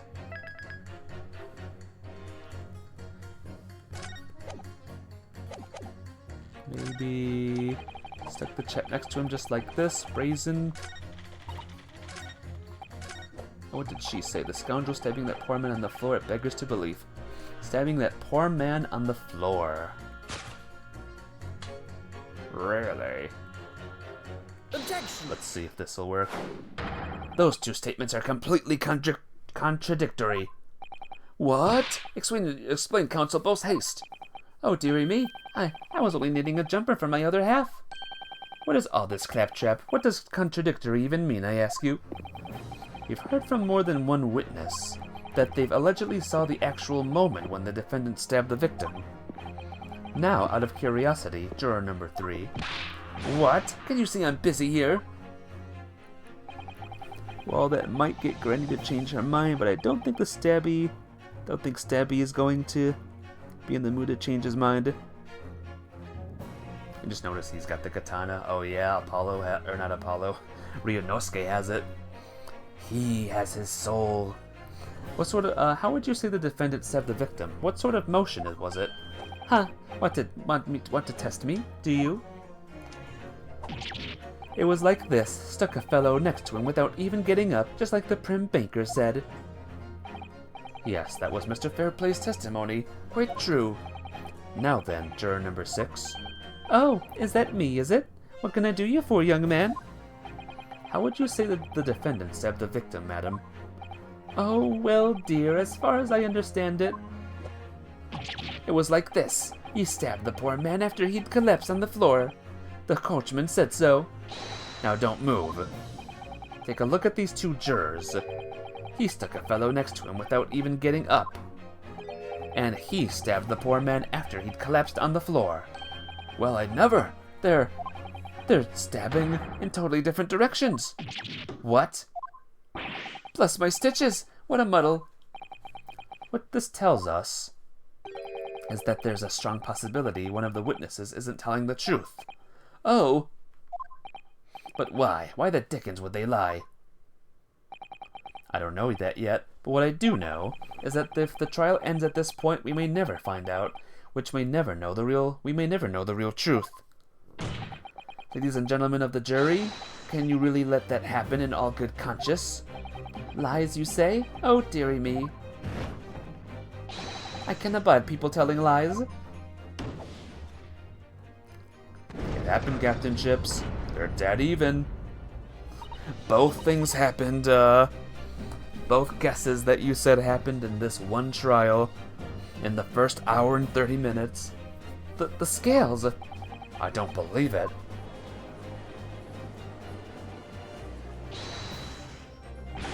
Wait! Now hear this, my fellow jurors. I warn you, you cannot listen to this man. Look at him in his black suit. He's clearly some devious Eastern sorcerer using magic on us all. Thought this would be a more common thing than you thought? Rixer, suspect that this will be. If I could use magic, do you really think I'd be putting myself through all this? Answer me this, Dark Jinx. Huh? Me? What exactly is the problem? What of it if two witnesses have slightly different recollections of events? What of it? Let's say the Shylock did stab the victim as he was sat next to him on the omnibus, and the young dandy saw him do it. And now let's say the victim collapsed on the floor and then the Shylock stabbed him again, as this old lady saw him do it. Well, what's to say he didn't happen like that, Who are you calling a dandy, sir? Why, I should take this knife to you. Who are you calling old? Why, I should take this needle to you. They're ready to kill each other now. But could the foreman of the jury be right? Did the two witnesses see two different moments of the same crime? It's out of the question. Unfortunately for Mr. Foreman. What is it, you Dark Jinx? Come on, out with it. What you're suggesting is impossible. It's out of the question. What? What are you talking about, man? How can you possibly say that? You do realize that I'm only doing my job? As foreman of the jury, I have a responsibility to steer everyone in the right direction. So where's your evidence, man? That's what I want to see.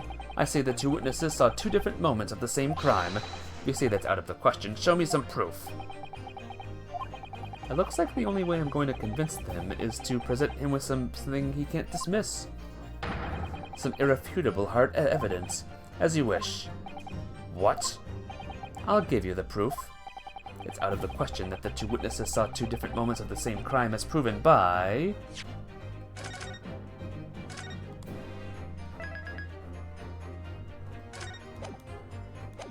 Should be, this. 'Cause, a knife. 'Cause it said stab once. So, yeah. Take that! This is the victim's autopsy report.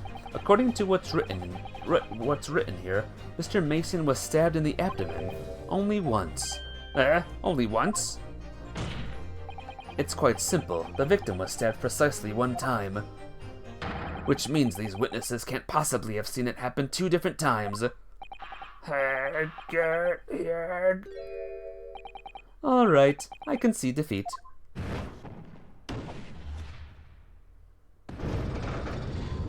Woohoo!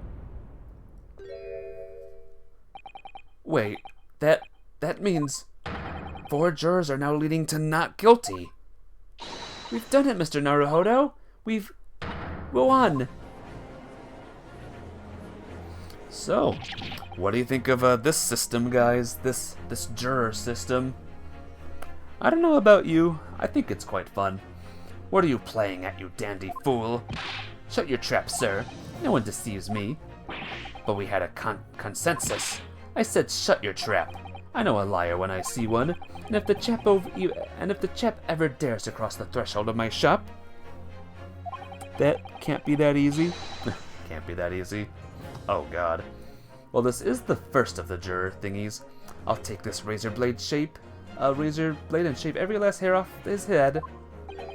Please tell me he's a barber. Well, in a quite remarkable turn of events, the defense's summation examination has flipped the balance of the scales of justice. The jurors now stand at 2 for guilty and 4 for not guilty. Accordingly, there's no longer a large enough majority among the jury for me to educate, and the trial must continue.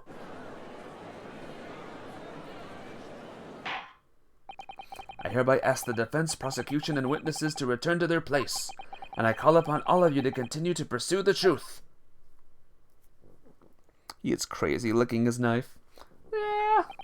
So, Lord Van Zeeks, continue to substantiate the cause for the prosecution, if you please.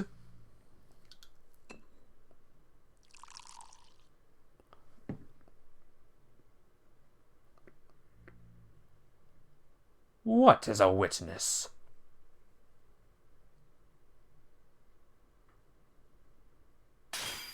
Oh.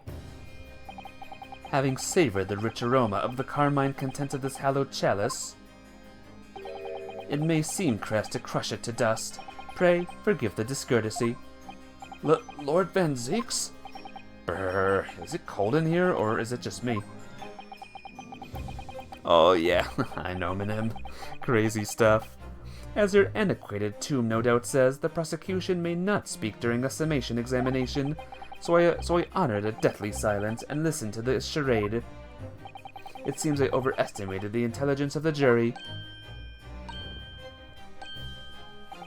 Well, no matter.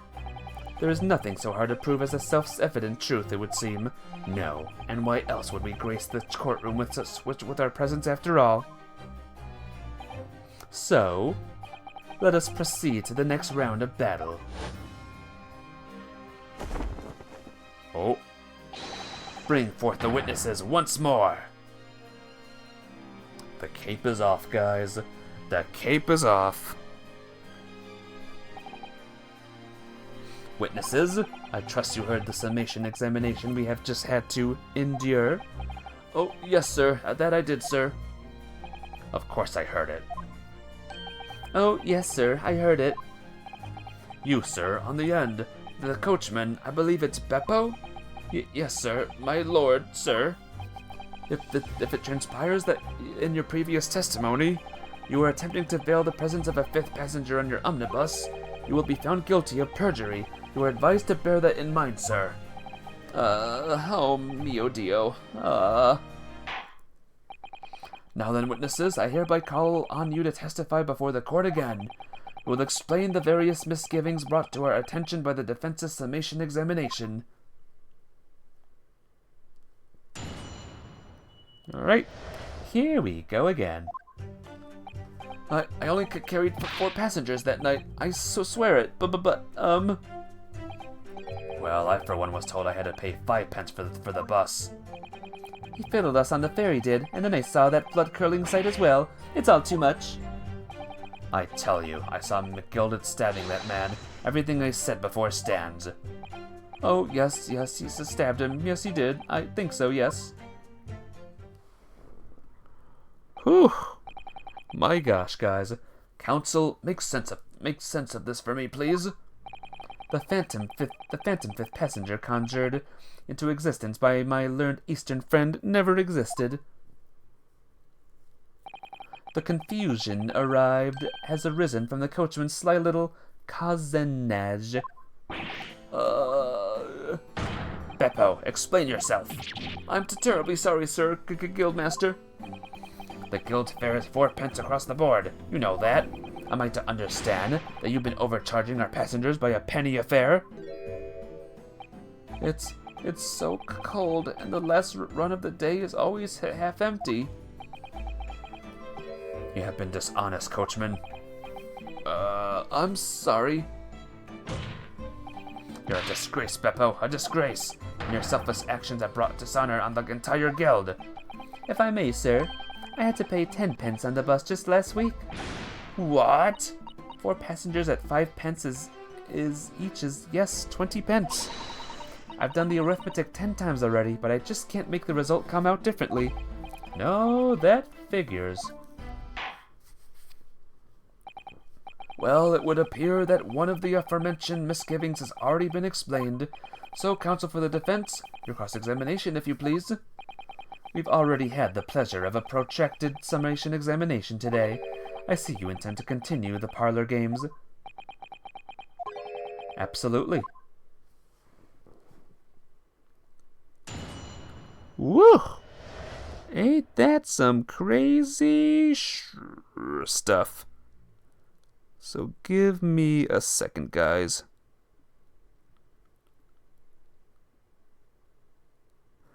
Okay. 10 pence for a bus fare in the 19th century? Frickin' hell first. I got work sideways. I guess he did. Poor guy. I have the guide up again, guys, just to let you all know. I have not been using it until now. But like I said, I have played this first game already, so I'm just getting through it to get to the next one. Well, reading and helping and hoping you enjoy the show. So... Hold it! Earlier, you testified that you saw the moment when the defendant allegedly stabbed the victim, didn't you? Oh, yes, that's right. You said that the victim was on the floor and described the assailant holding the knife in an icy pick grip. I suppose I might have, yes, put the cart before the horse, maybe. What's this? Well, I'm quite sure about most of it. I was driving the horses when I heard a scream from the seat of the roof deck. Oh, I expect that was me, sir. And then when I turned around, yes, I saw it through the skylight. The gentleman was on the floor and the knife was sticking up out of his midriff. That's right, yes, and the fellow holding the handle was the famous man, yes. So in short, you didn't see the moment when the victim was actually stabbed at all. I really thought that I did, but when I go over it again in my head, no, I suppose I didn't actually see the precise moment of the stabbing, did I? Yo, what's your problem, mister?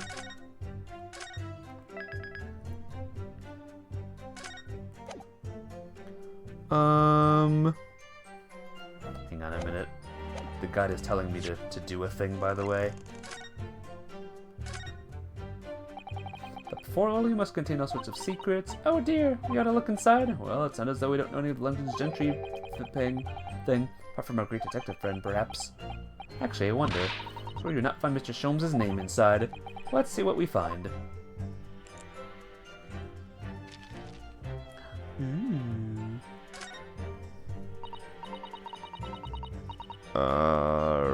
Right. Okay. Gosh, it's crammed full of gentlemen's names, isn't it? How the hell did he see that when he was driving the coach? Maybe he looked behind him, like, a lot, or something. Well, I suppose they're probably not all gentlemen at all, are they? After all, not everyone in this country is well off. Ah, goodness! What is it? Look at this! Do you see the name here? Bruce Fairplay. Should that mean something to me? It does sound strangely familiar, actually. Bruce Fairplay, the witness testifying at this very moment. Oh yes, of course, the banker. Why is his name in here? Ah, he borrowed 20 guineas, didn't he? And look, the repayment date is fast approaching. It's possible that this is just a coincidence, of course, but this could be very useful information. Oh, how you doing, Blue Thunder? Sorry. How you doing? What's up? Sorry, I was really reading this game. But how have you been? It's good to see ya. Alright. Now we can do, the ting. Pursue. Excuse me. Do you have something to say about that, Mr. Fairplay? You're okay, how you doing? Oh, I'm doing good. I am in the zone now with this game. Really in the zone. You do anything fun today, Blue Thunder? Now you listen to me. I know what you're thinking. You didn't really see the exact moment that fellow was stabbed. What are the chances of that? Eh? Are you asking me or telling me? He's getting flustered. I might be able to extract some new information from him if I answer him correctly. Could he have just happened to see the exact moment the crime was committed? I'm gonna say no chance. No chizzity chance. Nothing much. Nothing bad, at least, right? As long as, nothing bad happened today, huh? Well, it is a little hard to believe, certainly. Unless you spend your time peeping through a skylight on the top of an omnibus, that is. Peeping? I'm a respectable city banker, I'll have you know. And I know what I saw. I remember it as clear as a Ballarat day. It was a grim scene, I don't mind telling you. Thank you, Mr. Fairplay. Oh, excuse me if I was getting a little hot under the collar there, my lord. I would ask you to supplement your testimony with a clear statement about what exactly you saw. Oh, I can do that all right. I'll tell you just how grim it was. Do you think I'd forget the sight of those blood-soaked hands after that butcher stabbed the man? Oh, man. His blood-soaked hands, guys. Remember his hands? His not-covered hands? Objection! Blood-soaked hands?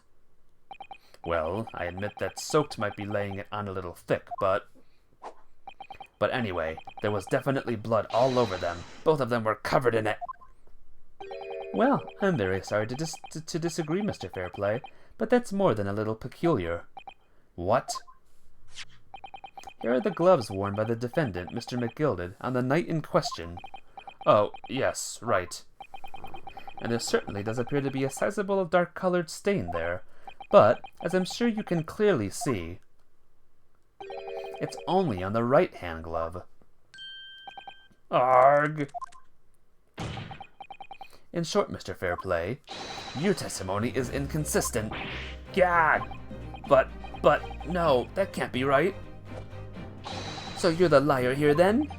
Gah! That's right, you were quite clear about it. You said, "Grr," it was both hands. Grr! Mr. Fairplay, if your last statement was a lie, it calls your entire testimony into question. You say you saw the moment the victim was stabbed, but is that really the truth?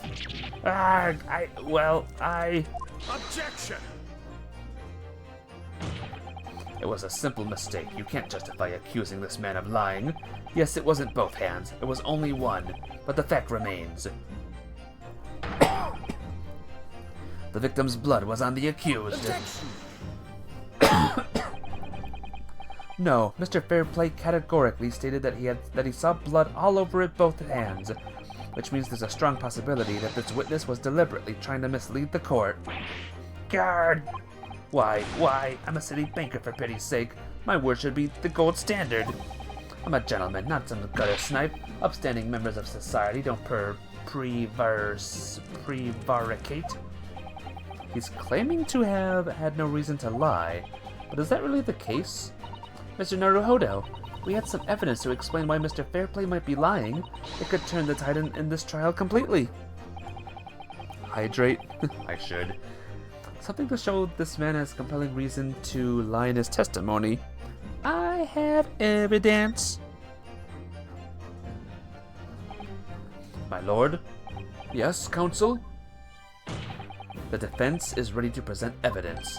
By Jove, are you sure?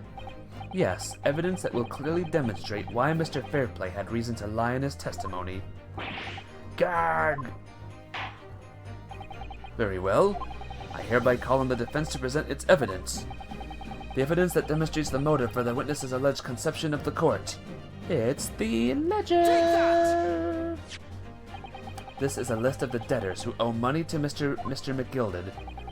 Yes, a list of innocent victims crippled by the accused's extortion.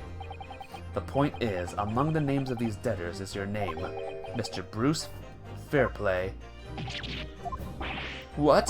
Mr. Fairplay, are you currently indebted financially to the accused? Arg, no, well, it's barely worth it being called a debt.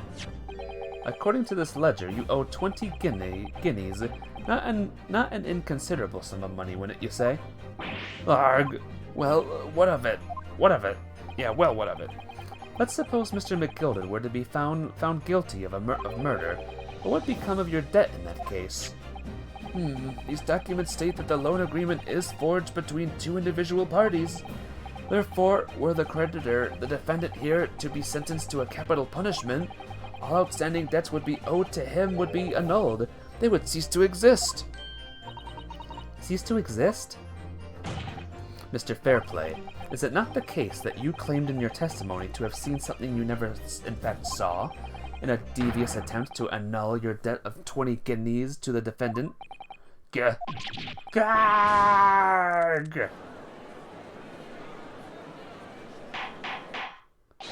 Order! Mr. Bruce Fairplay. Yes, my lord.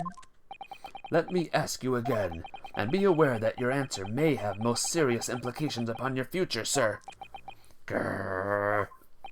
Did you or did you not see the precise moment in time at which the defendant is alleged to have thrust the knife into the victim?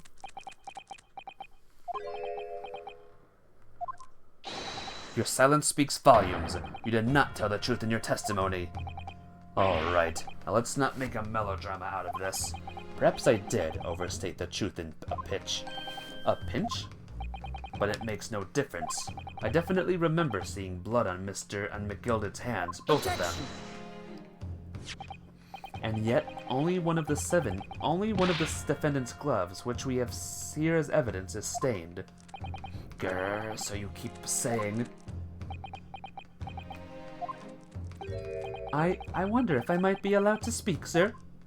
Go ahead, Mr. First. Well, the thing is, I think I remember seeing it myself, as it happens. Seeing what? The blood, sir, on the assailant's hands. I think, yes. I'm almost sure that it was on both of his hands, not just one. What? What?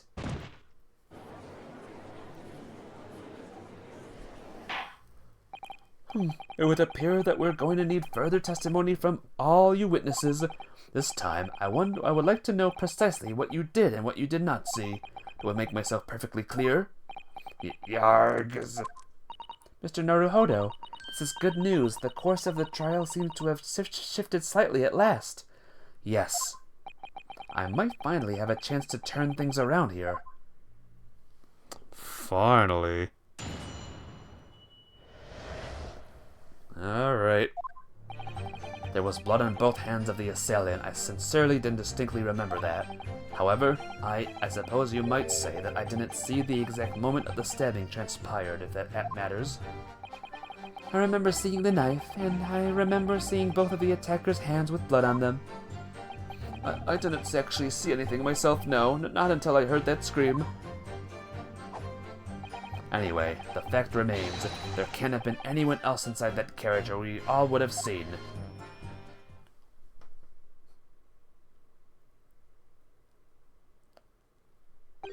Well, lo and behold, in truth of the fact, not one of you was witness to the crucial moment the crime was perpetrated.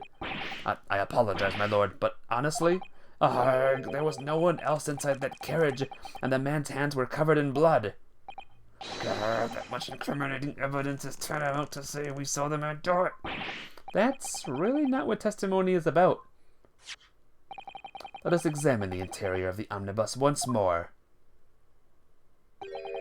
The victim's fresh blood is clearly visible on the seat, corroborating the witness's accounts. In other words, there is no substantial nor significant change in the fact of the case. Very well. Your cross-examination, please, counsel. Yes, my lord. All right. Here we go. Cross-examination. There was blood on both hands of the assailant. I sincerely and distinctly remember that. Hold it! No, the evidence tells us otherwise. We have the gloves the defendant was wearing on the night in question in the court record. I'm well aware of that, sir, but nevertheless, I know what I saw and stand by it. The man had blood on both his hands. He's defiant, even in the face of hard evidence. He's steadfast, refusing to admit that he might be mistaken about what he saw. But why? Your reasoning is dire. One hand or two, the salient point remains unchanged. Minutes after the grim crime, the victim's blood dripping guiltily from the accused's fingers. However, I suppose you might say that I didn't see the exact moment the stabbing transpired, if that matters. Hold it! Don't try to downplay this. Whether or not you saw the exact moment of the crime is a matter of fundamental importance, as well you know. Arg, but for crying out loud, we all know that no one else could possibly have done it. I was just trying to save us all some time. You have a loan of 20 guineas outstanding with the defendant, do you not? Had you hoped to release yourself from that financial burden by ensuring the defendant was found guilty? Well, arg, that's not what I was hoping for. Arg, I just lost a little guinea or 10 when I backed the wrong horse in the derby, that's all. Grr. Hold it! There you go. I was going to win it all back. There's a fixture this week that's a sure thing. A little guinea or 10. I'm a banker. No one bets an eye if I borrow a little spending money for the weekend. I think you may have revealed rather more about your character than you bargained for, sir. This witness's scruples are not on trial here. Proceed to the next witness. Is that really how it's supposed to work? I remember seeing the knife, and I remember seeing both of the attacker's hands with blood on them. Hold it!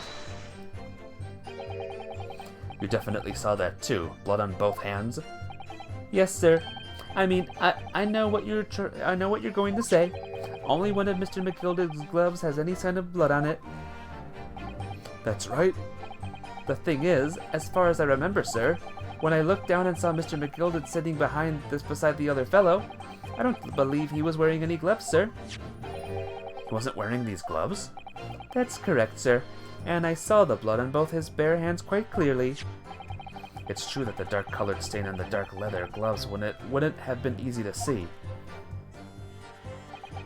I should point out that the police officer who apprehended the accused on the night in question reported that there was no trace of blood on Mr. McGilded's gloved hands. There wasn't blood on his hands? This is puzzling indeed. This must be significant somehow, I'm sure of it. I didn't actually see anything myself, no, not until I heard that scream. Hold it! You didn't see anything? Oh, yes, sir, that is to say, no, sir, I didn't. Very sorry about what I said before, sir. Very sorry, sir. Yes, it was very wrong of me to make up stories and say what I saw. Well, say I saw him stab the man. Wouldn't you agree, sir? No, I don't know what you're insinuating, but I certainly wasn't making up stories. Still, to say you saw nothing isn't right either, is it? No, sir, I saw nothing at all. Mr. Beppo, you were driving your horses. At the very least, you must have enjoyed a good view of London streets, no?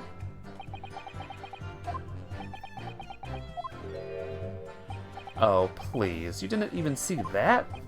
It was so cold that night, you see. It was all I could do to keep from passing out, sir.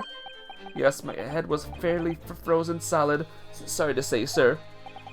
It would seem prudent to avoid traveling on the last omnibus service of London's cold winter nights.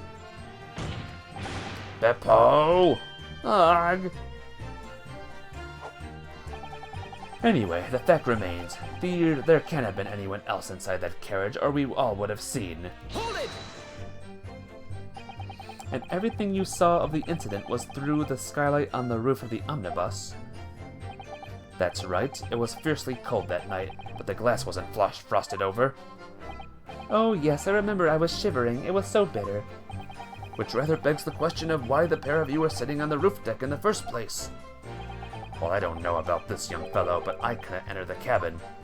Oh? Why not? It was locked from the inside. I tried knocking, but no one opened the door. It was locked? That's right, and it's a public service bus. It's a public bus service, for pity's sake. That's not what I call fair pay. Yes, I had exactly the same experience. I tried knocking, but the gent inside just gestured at me to clear off. So I had no choice but to climb up to the roof deck and look down longingly into the warm cabin below. Well, I can assure you I wasn't just looking down, I was glaring long and hard. And that's precisely why I can't tell you with absolute confidence If there was anyone else at all in the cabin, I would have noticed. Unequivocal, I would say. I'm not sure about these two witnesses. Could they really have seen everything inside the cabin through the skylight? They might have not. Allow me to confirm one thing, Mr. Fairplay. You are riding this omnibus and witnessed the events in the cabin through the skylight in the floor on the upper deck. Is that right? That's right, yes. In that case, there is a portion of the cabin interior that would have been out of sight from you. What? By golly, really? Obviously, at this stage, we can't say for sure. But the possibility cannot be denied that at the time of the incident, there could have been another passenger in the enclosed cabin of the omnibus. Objection! Enough hypothetical meandering, my Nipponese friend. The prosecution demands that you substantiate your claims. After all, the scene of the crime is here in the flesh. Very well, I will uphold the prosecution's demand. You will identify the area of this cross-sectional plan of the omnibus. Oh, cool. This page likes to randomly, just shut off on me, so now we gotta find where I am again. Gotta love guides. And pages. Alright, give me a second. Point out this. You couldn't see right here. Both rows of seats on the roof face in the direction of travel, whereas the seats of the enclosed cabin face each other, which means the visible part of the cabin which passengers on the roof deck can see through with the skylight is as I've drawn here. Ah. That's right, my lord. As you can see, the seat opposite the one on which the victim and his attacker were sitting is obscured from view. In other words, if someone had been sitting on that seat, it's quite possible that these witnesses would have been completely unaware of it. Gag! Objection! It's quite possible. Some phantom was sitting there. You Nipponese have a forbidding habit of obscuring the truth with ambiguity. I concur with the prosecution's rejoinder. In a British court of law, evidence is paramount. I cannot entertain this conjecture, counsel. That is, unless you're able to put a name to this mysterious passenger to whom you allude. Can you, Mr. Naruhodo? I honestly didn't know, or don't know. Who could it have been? Who could have been in the other seat, which was out of sight from the witnesses on the roof deck? The answer is... it doesn't matter what you say here. Okay, it doesn't matter what I say here, so... I have an inkling. I understand, my lord. The defense would like to put forward a name. You are a fool. How do you get his chalice back? The response was a desperate attempt by a man who has no notion of his own limitations. A toast to hard lessons not yet learnt. Let's not delay, counsel. The defense is still to name the passenger in the other seat. This could be it. This could be the chance I've been waiting for to turn the trial in my favor. On that night, on the night of the murder, the person occupying the seat in the omnibus cabin that was obscured from view was... Take that! The passenger in the enclosed cabin and that the witnesses on the roof deck failed to see had to have been Mr. Magnus McGilded. Mick? Mr. McGilded? What are you talking about, counsel? That's the name of the defendant. Objection! Oh Oh, geez. If I desecrate this chamber by smashing my hallowed chalice, do forgive the discourtesy. Lord Van Zeeks.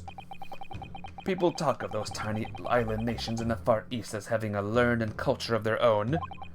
But I see they use the terms ill-advisedly. What are you trying to say? Let me explain in terms that even a student of an artless backwater such as yourself might understand. When the bloody scene unfolded, when the victim and his assailant were sitting side by side, multiple witnesses have attested to the fact. It's the very premise on which this case is built. Objection. But that premise may be wrong. What? If the victim really was sitting beside Mr. McGilded, it creates an inconsistency that can't be reconciled in any way. What inconsistency, counsel? The defendant's gloves, my lord. Both witnesses made the same testimony. They claim that there was blood on both hands of the person sitting next to the victim. Objection. Yet we know the truth to be otherwise. Only one glove bears the gory remains. Objection. The point is, even in the face of this irrefutable evidence, both witnesses have maintained their stance. Yes, their testimony remains unchanged. Exactly. They both adamantly swear that they clearly remember seeing blood on both hands of the assailant. In short, their memory of events is correct, and their testimony reveals the truth. It was somebody else sitting beside the victim that night, a third party we have yet to identify. You're so tired? It's a tough choice, Minim. If you gotta go to bed, you gotta go to bed. It'll be on YouTube eventually. But do what you will, my friend. Do what you want to do. And the victim's blood was on the passenger's hands, both of them. Objection. And who was this third party? Obviously, the true culprit. Extraordinary. Ordar. What exactly are you postulating? Objection. The defense's postulation is just that, nothing more than conjecture. The witnesses have clearly stated that they saw the accused. Objection. But when elaborating on his testimony, Mr. Fairplay said the two of them were wearing hats, and I couldn't exactly make out their faces. Yes. The tops of their hats were obscured by the roof. I could see the rest of them, though. Yes, that's right. Both gents were most certainly hatted. Hatters do tend to notice such things, sir. And what particular styles of the hats did the two gentlemen sport, Mr. First? I'm afraid I don't remember. And you call yourself a hatter? The style of hat makes no difference. There was no third party in that cabin. How can you be sure? Because if there had been, the accused Mr. McGilded would undoubtedly have offered to dispose the fact. Unless, that is, you are proposing that an even more preposterous explanation. That the accused failed even to notice the presence of the true culprit in the very cabin in which he traveled. Hey, DJ Drone. Who got killed in this case? A creator of omnibuses. An omnibus creator, a DJ Drone. And the accused is an Irishman. How are you today? It's good to see you here. Ah!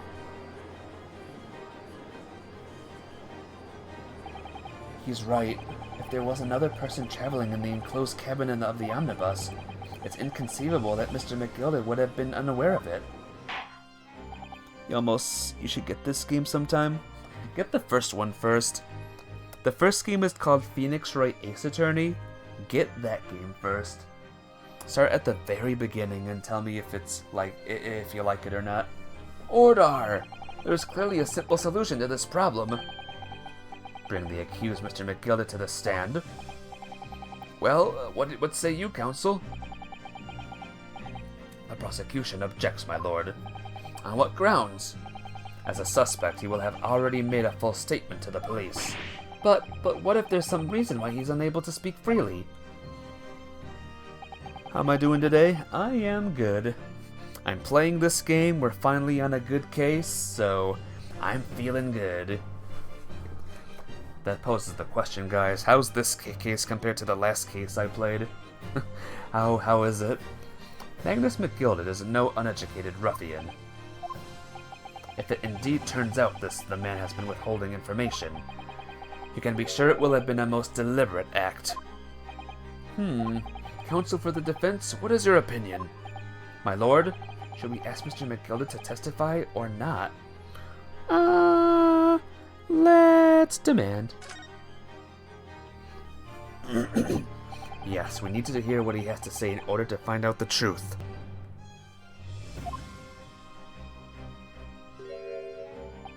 The defense would like to call Mr. McGilded to the stand. Give me a second, guys. Okay. In that case, I would like to hear the opinion of the jury. Yes. I need a little time to consider this. If you ask me, I think we should hear what Mr. McGilded has to say. Get that man out here, I say. It would be utterly illogical to not hear his testimony. When something needs doing, get it done. That's how I run things at the guild. Hearing what the patron of my favorite little park has to say? Oh yes, that would be lovely. Yes, the jury says the man must be heard. Oh, it's really entertaining when it is... When is it finished? When's what finished, this case? I'm not telling! And there's a likely Banabator in chat. Great. Very well, the court will hear the defendant's testimony. Bailiff, show the defendant to the stand at once.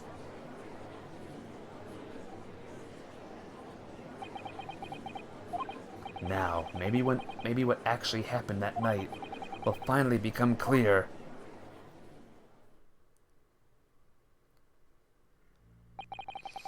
Let proceedings be resumed. Mr. McGilded, have you been listening to the discourse of the day? That's the defendant, by the way, DJ Drone. You got the Switch Online Plus expansion. You can play the Nintendo 64 Game Boy Advance games. Ooh, cool. Enjoy it, DJ Drone. To be sure I have, my lord. There are now two matters at which the court desires to hear from you. The first is whether or not there was a third party with you in the omnibus cabin as proposed by the defense. The second is that if such a person was indeed present, why did you conceal that fact from the police? Begad, no, 'tis not in my nature to hide anything at all. Just answer the question, please. The truth of the matter is, I've been desperate about this all along. Do I tell you so, or keep me mouth shut? Tell us what, Mr. McGilded? The fine fella representing me is absolutely right. In the carriage on the night with myself and the other man, there was another passenger. It's true. Aye, and it 'twas me who helped the little urchin get away after it all happened. You... What?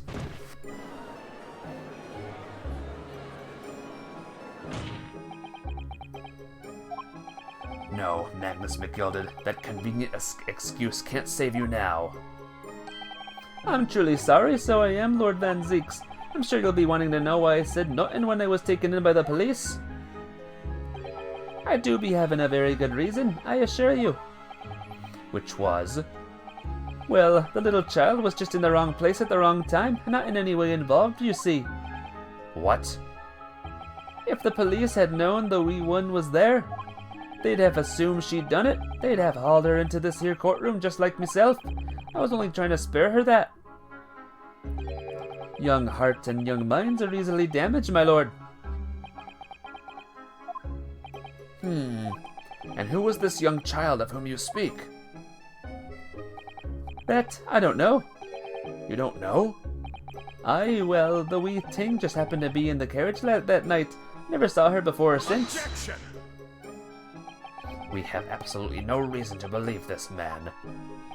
The prosecution calls for the witnesses' statements to be disregarded by the court. You know, I wouldn't be surprised if the urchin isn't here in this courtroom as we speak, listening to the proceedings. What? Bang! Ah, smoke! Ah, fire! There's a fire! Look, someone trying to get away! Cough, after them! It's no use! Cough, cough! I can't see anything through all the smoke! What is going on? Be careful, Mr. Naruhodo. Cover your face. Bailiff, don't let the accused escape. Secure the omnibus. Oh my gosh.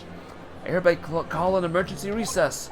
Bailiff, ensure the defendant is in custody and clear the courtroom.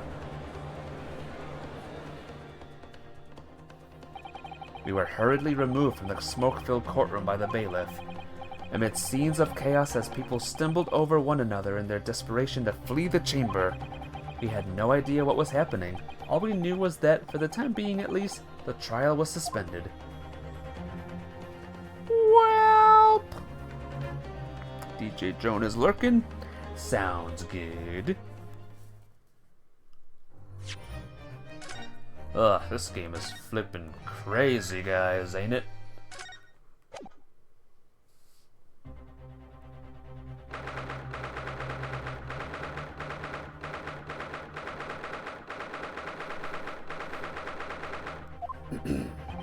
What on earth just happened in there? Mr. Naruhodo, I've managed to find out what happened. Mr. Sato, I was told it was an advanced form of smoke grenade, a type of exploding device that releases smoke. A smoke grenade? It sounds like the sort of thing ninjas use. They're just making sure everything is safe now. I think the trial will start again before long. But who would have done something like that? The police managed to catch someone who was trying to flee the courtroom, apparently. Flee the courtroom? Why? Well, it's a young girl of around 15, I hear. A young girl? Then could it be the other passenger that Mr. McGilded was just talking about? I thought exactly. So he wasn't lying. Oh, what's become of Mr. McGilded, actually? There are so many things I need to ask him about, but he's not here. I think he was summoned to the prosecutor's antechamber to answer questions, along with the young girl. Who is she, I wonder? And what was she even doing here at the trial? She was taking a huge risk, and for what possible benefit to herself? There's another matter that's troubling me. What's that? The 20 pence? Oh, according to the coachman, Mr. Beppo, he took 4 passengers that night at a fare of 5 pence each. That comes to a total of 20 pence exactly. And now it seems we were in fact 5 passengers, or there were in fact, which means the figures don't seem to add up again. She's right. Shit, that is strange. Counsel for the defense, kindly proceed into the courtroom. The trial will commence in 5 minutes. Oh, thank you, officer. We'll go in straight away. Well, whoever she is, I imagine this young girl will be asked to take the stand and testify now. I really can't imagine what she's going to say, but it could alter the whole direction of the trial. We don't know. We'll know soon enough, Mr. Sato. Yes.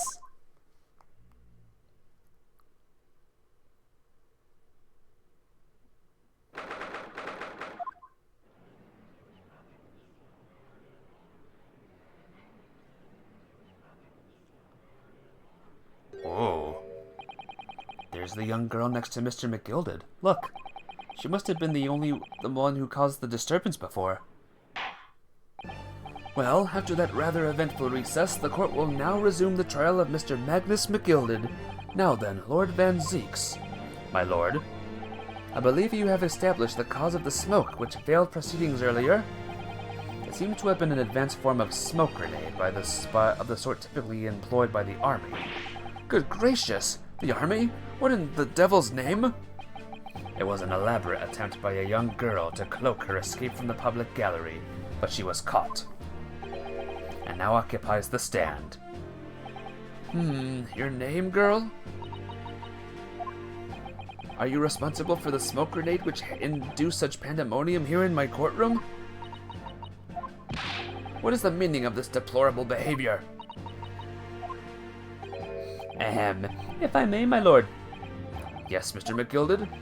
I think perhaps I ought to explain here why it is that this wee lass here was here in the first place, and why she tried to bolt like that. 'Tis all tied up with the events of that night, so it is. Very well, Mr. McGilded. Give your testimony. You will explain to the court exactly how this young woman is involved in the case. Just what did happen that night? It's not like a defense lawyer needs that information or anything. Pretty much everyone has been Pretty much everyone has been brought to this case, by the way, guys. So now my question is, who did it? Who's the murderer, do you all think, this time around? On the night in question, I took the back seat in the omnibus and promptly nodded off. Then begorra, a loud thud and a wee scream woke me up with a fair start. Got my suspicions. It's fair play. Ooh, we'll see. We'll see if it's fair play. With his guineas or whatever it's called. There was a fella collapsed on the floor at me feet, so I set him up on the seat across from me. Then I turned to find out where that scream had come from, and bless my soul, what did I find? There was a child in there, all curled up in a ball, hiding her wee self away.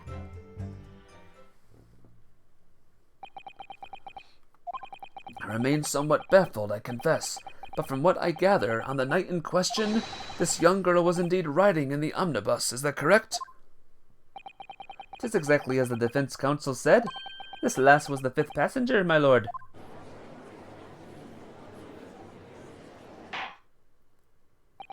Very well. The defense may now cross-examine the witness. Are you ready, counsel? Yes, my lord. Or rather, no. I have no idea where to start. Where do we start? What do we even does? On an in question, I took the back seat in the omnibus and promptly nodded off. Hold it!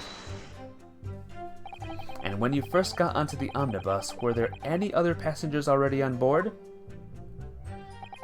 There were not. The cabin was empty, and there was no one on the roof deck either. You were the first passenger, as it were? I see. Aye, and that's why I took the back side as I did. 'Tis most comfortable, so it is. Can you explain exactly what you mean by the back seat? By all means, 'tis how you already described it earlier. I'm talking about the seat opposite the one in which the poor gentleman who was stabbed was sitting. Like I said, 'tis the most comfortable and where I feel most at ease. And of course, I enjoy gazing through the skylight from time to time as well.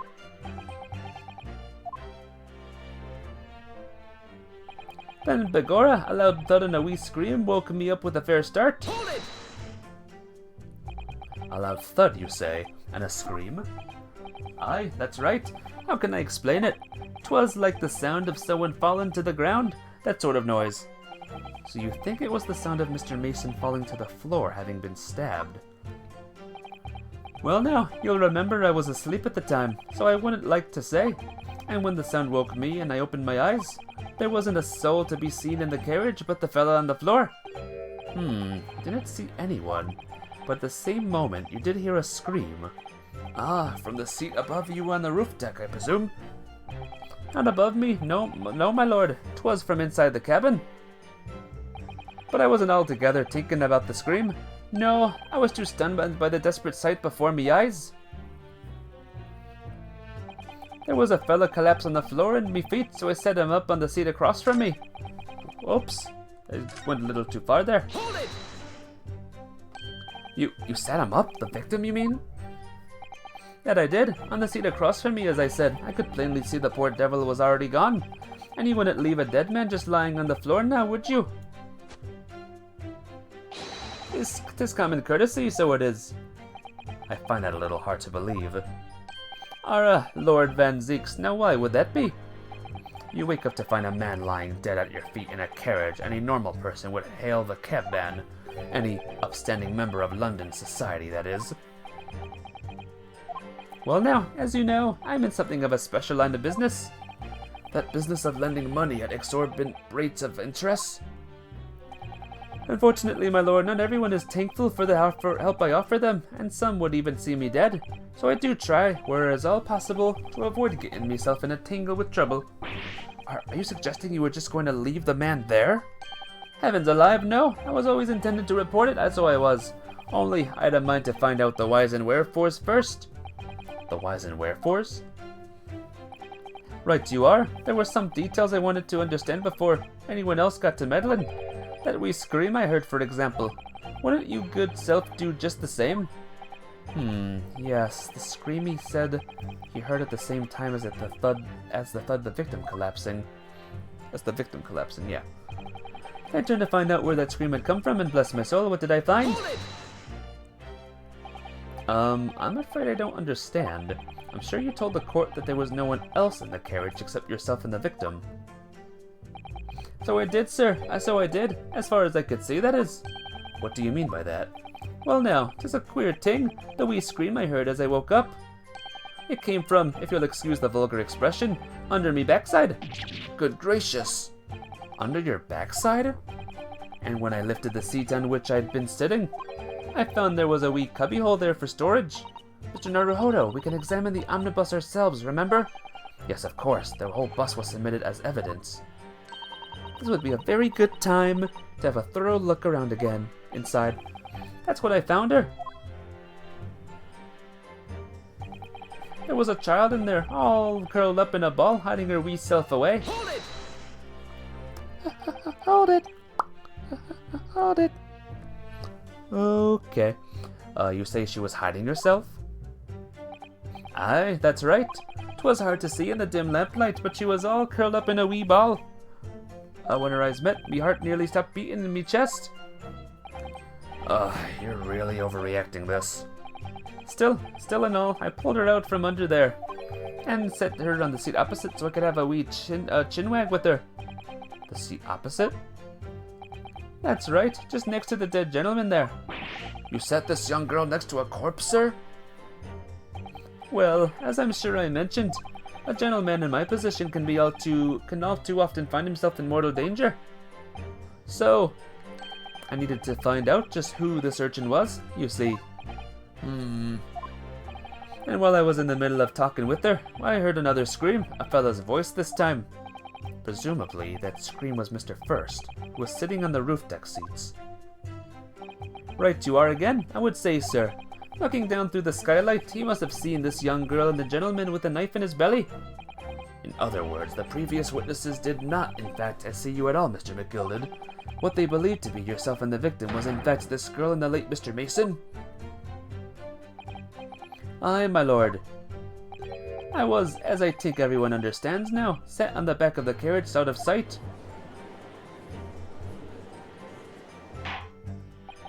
It is certainly plausible. The defendant is somewhat diminutive in stature, and readily confused, perhaps, with this young girl. After that, of course. With the scream from the gentleman over us, the driver realized something was wrong and pulled up the horses. Thank you, I've heard enough. The events as explained are clear in my mind. However, at least one conundrum remains. Who is this girl? Who is the girl? Her name is Gina Lestrade, my lord.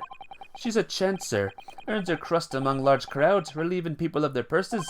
What's commonly called a pickpocket. What? This girl here, a petty thief? Ordar! Is this true, Miss Lestrade? Miss Lestrade, you will answer the question. Arrgh! How dare you? What is the meaning of this? So how in trouble would she be with what she just did there? The girl, she's gone. Okay, now how in trouble? Open your eyes. I'm over here. Good gracious, how? What was the point in that little sidestep? Things that would get you shot in a courtroom. get her shot. So she'd be dead right now. I know what you lot are thinking. Grown-ups are all the same. The dirty little dipper, you'll say, slipped up and got caught on the job. She got herself backed up into a corner, so she knifed the gent. Go on, that's working your heads, ain't it? No, not at all. This is the court of law. We're here to determine the truth, not cast...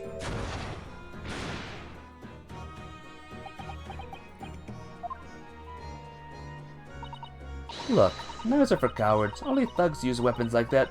All I need for what I do is these fingers. I'm a professional, alright? Maybe not in your eyes, but I got a pride in what I do. Oh, homeboy, every bailiff in the 5-mile radius out here freaking dogpiled her. Tasers, handcuffs, nightsticks, all of them.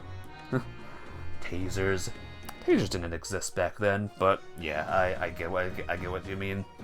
She would be in trouble. Let me guess, you don't count smoke guns among weapons for thugs? Oh, this? Yeah, this was in my bag I left it the other day. Down where they keep the four-wheel drags. It's nice, isn't it? I like the pink best. Ah, do not wave that thing in my direction again. So, you admit that you were riding the omnibus on the night in question?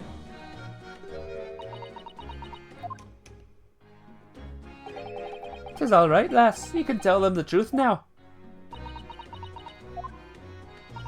All right, yeah, it's just like the Irishman said. "The court accepts this girl, Miss Gina Lestrade? How do you say that name? As a valid and significant witness in this case. Accordingly, young lady, we will now hear your testimony, if you please. You will tell the court exactly what happened in the omnibus on the night in question." All right, if I have to.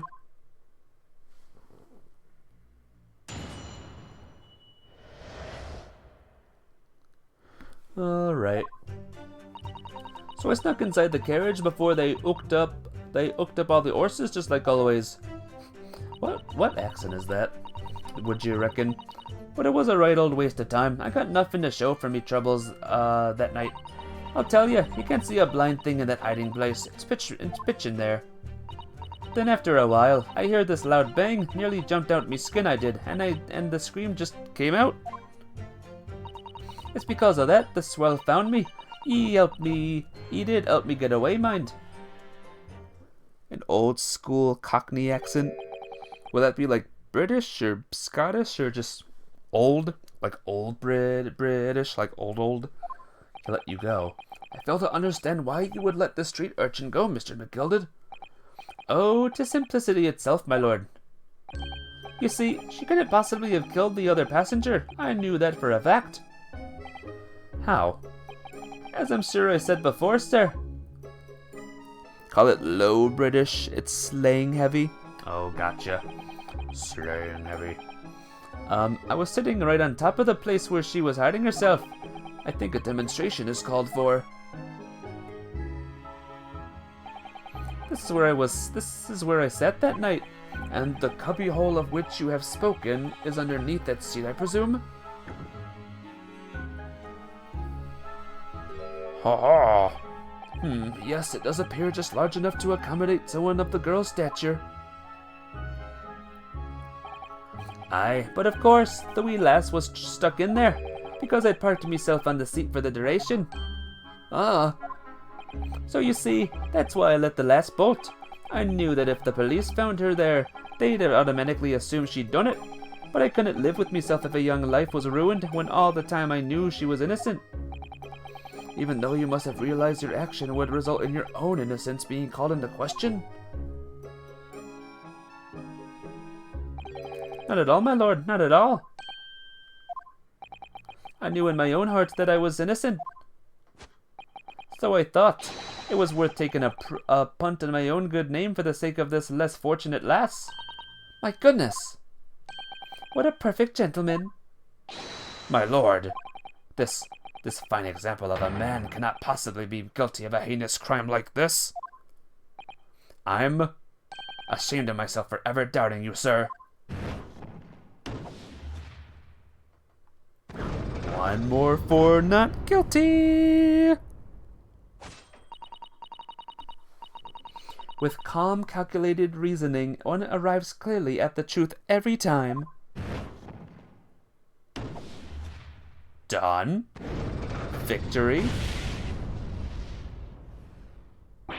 Saints alive!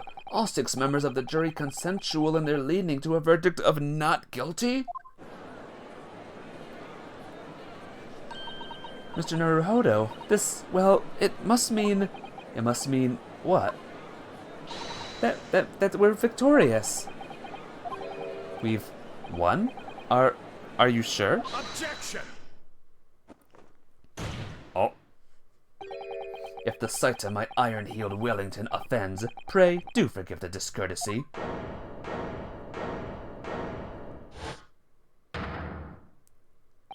This really is a consummate example of the one monumental flaw in British judicial practices. Where evidence and reasoning should be paramount, emotions rules the day. Emotion? The witness's latest statement gives us a clear insight into his true nature. What do you mean, his true nature? Do you really think Scotland Yard would have made such a glaring omission? After the incident, the omnibus was comprehensively searched by officers of the police. Obviously, the interior of this cubbyhole, as the witness put it, was included in their investigation. The compartment under the posterior seat was full of the coachman's belongings. It's noted in black and white here in the police report. Good Lord! The evidence has been tampered with in order to corroborate Mr. McGilden's story. Someone has unlawfully removed everything from under the seat. What?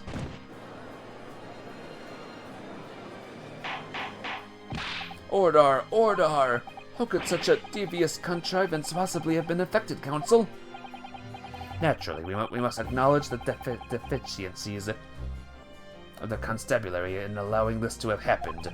However, I assure you, when the omnibus was wheeled into the courtroom this morning,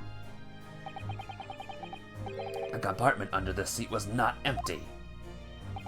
Well, my Nipponese friend? Me? When the carriage was submitted as evidence, doubtless you examined it in fine detail, as would any self-respecting practitioner of the law. Pray, what did you find the condition of the undersea compartment to be? Oh, to be sure, the young gentleman will be able to clear this up in a jiffy. Sorry? Go ahead, you tell the court now, fella. How this is all an elaborate excuse for the desperate Lord Van Zeeks? Well, Counsel, do you have something to say on this matter? How am I supposed to answer? What can I say about the state of that little compartment under the seat in the omnibus? Let's save the game, maybe, huh?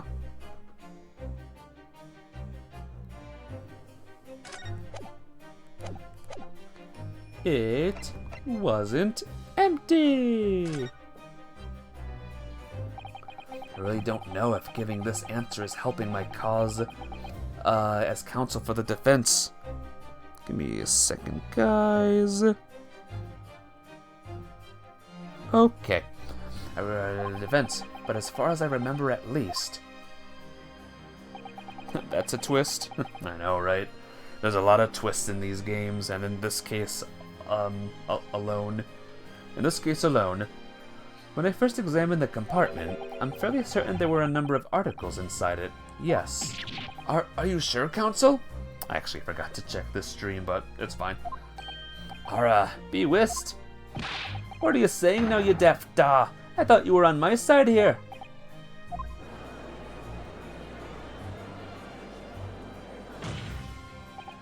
What game are you playing? Your task is to defend the man in the stand. Why would you say something to compromise his position?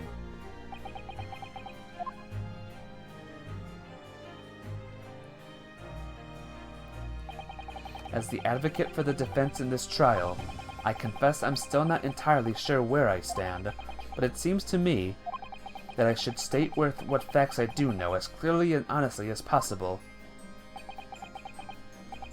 Interesting. 'Tis not altogether pleasing, fella. I'm simply telling the truth, Mr. McGilded. Well, don't forget that you're supposed to be representing my best interests here, lad.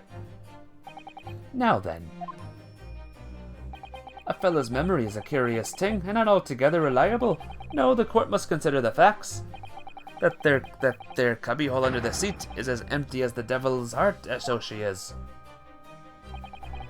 You think perhaps it would be in your best interest now to admit that you might have been mistaken? Why do I feel like something's not right here? I should like the jury to weigh in on this matter, I think.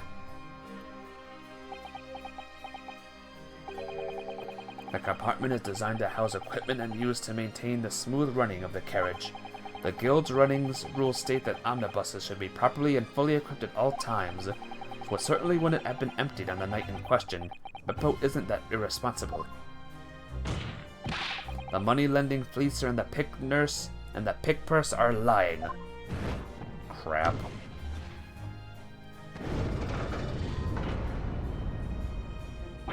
Ah! I can't believe I was nearly taken in. The stinking rich are always stinkers. Nothing but cowards, the lot of them. What? Oh no. It's a trick. Of course it's a trick.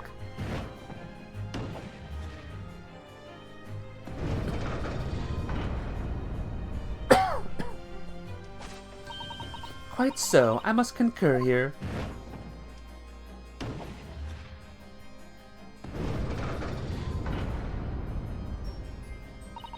With calm, calculated reasoning, one arrives clearly at the truth every time. Yes, but every time a different truth, it seems.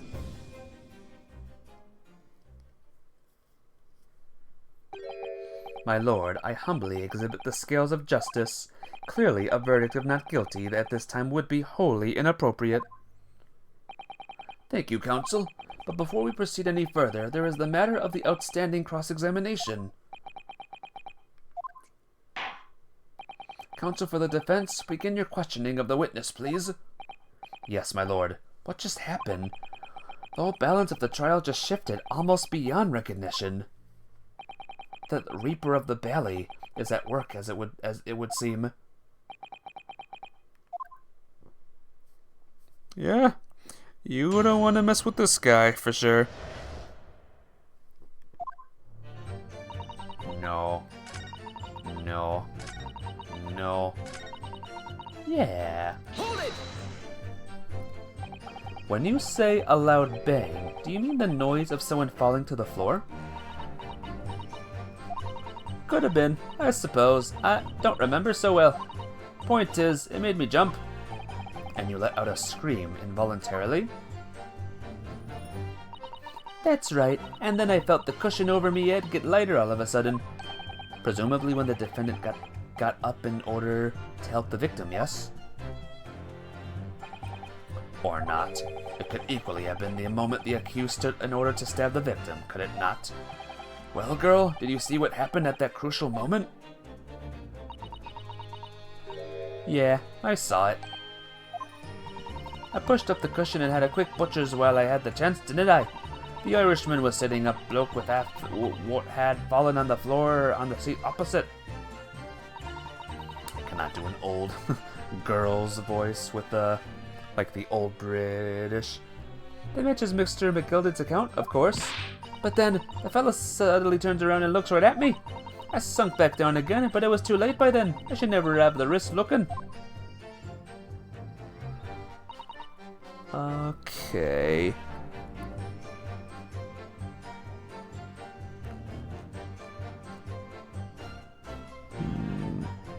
Give me a second. Okay. Hold it! This guide is, being very unhelpful again. And when Mr. McGilden discovered you, he pulled you out from your hiding place? I was scared stiff, I was. He dragged me out and set me down on the seat and all. Next to the victim, Mr. Mason? Yeah, the bloke had a knife in his guts. He was still bleeding. Then the carriage lurched a bit, and he ended up falling onto me. How awful. Both me hands got covered in blood. It made me feel sick as a dog. Both her hands covered in blood? That must be what the rooftop passenger saw. After that, I believe you talked with Mr. McGilden for a while, is that correct? He asked me some stuff. Wanted to know me name and what I was up to and that. Then I heard something from up above. Someone screamed. Yes, Mr. First on the roof deck, one would presume. Well, I didn't want no one seeing me face, so I didn't look up. Then the horses were drawn up smartish, and this here Irishman says to me, "Get back under the seat. I'll see that you can get away later." All 6 members of the jury decided the defendant was innocent. For one brief shining moment, yes. It's clear that they are all still very unsure. We could just find some conclusive piece of evidence among the new testimony. Sure, we would clinch the verdict we want. Yes, I think you're right. I felt this niggling feeling something's bothering me. I just can't quite put my finger on it. Alright, what the heck, guide? I was straining me ears. What the heck? Add in that fourth statement, but to do so you need to press the original fourth statement up above. What is this guy talking about? Okay, I'm guessing I'm just gonna press every single thing. Hold it! So you couldn't see out into the cabin at all.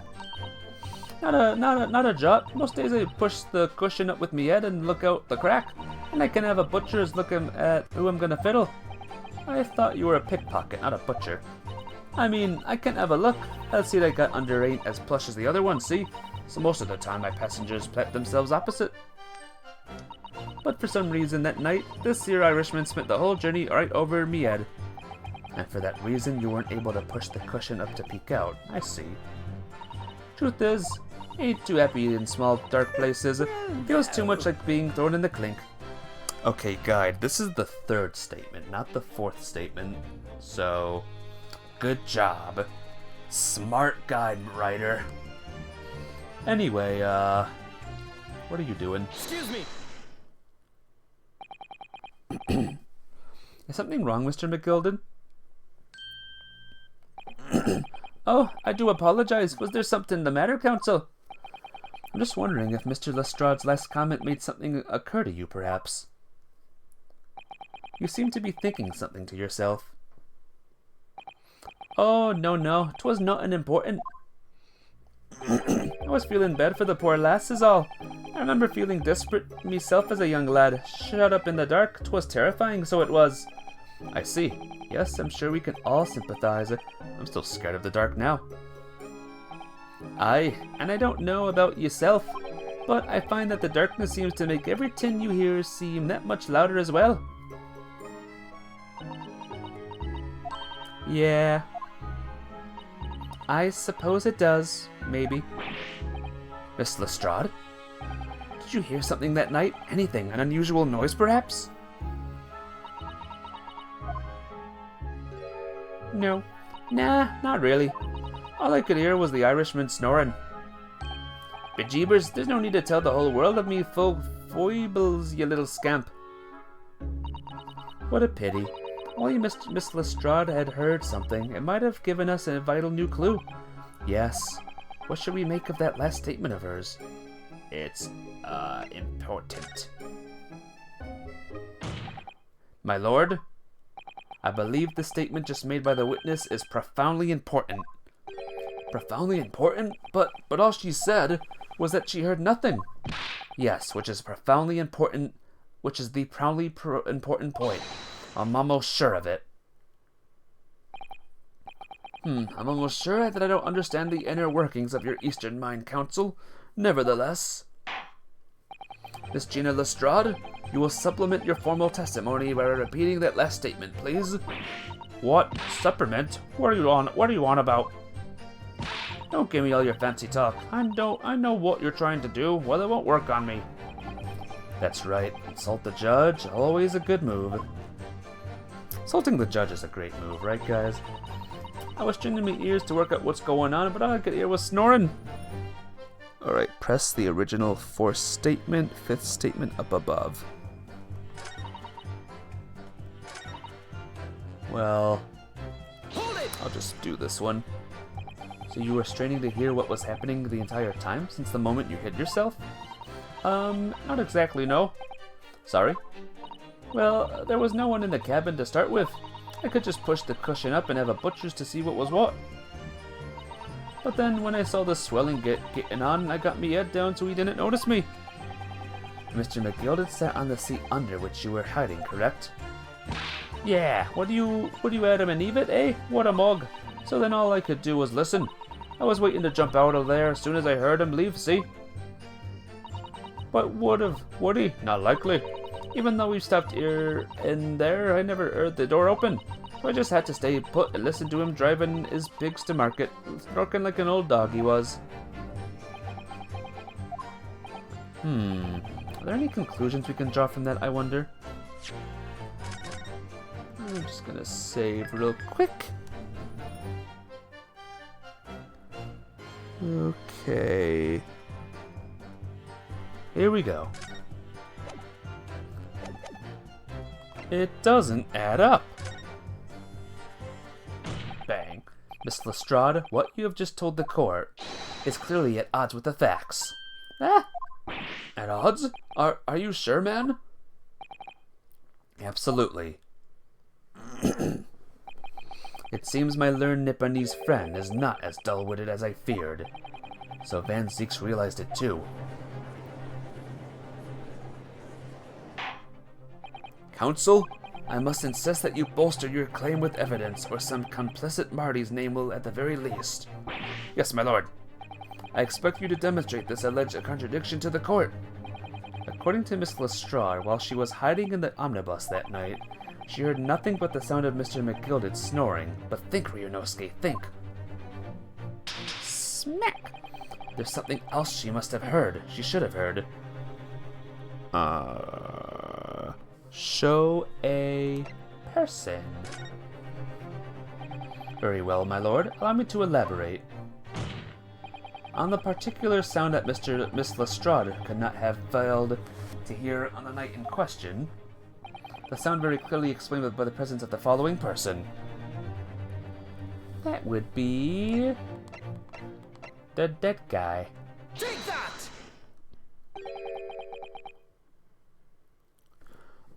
Thrice-fired Mason?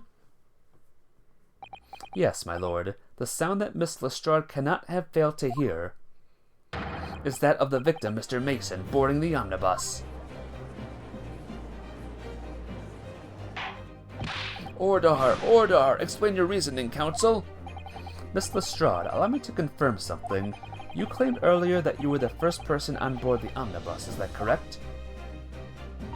Yeah, of course I was. I got on while the driver was in the pub, didn't I? And the next person to board the omnibus was Mr. McGilded.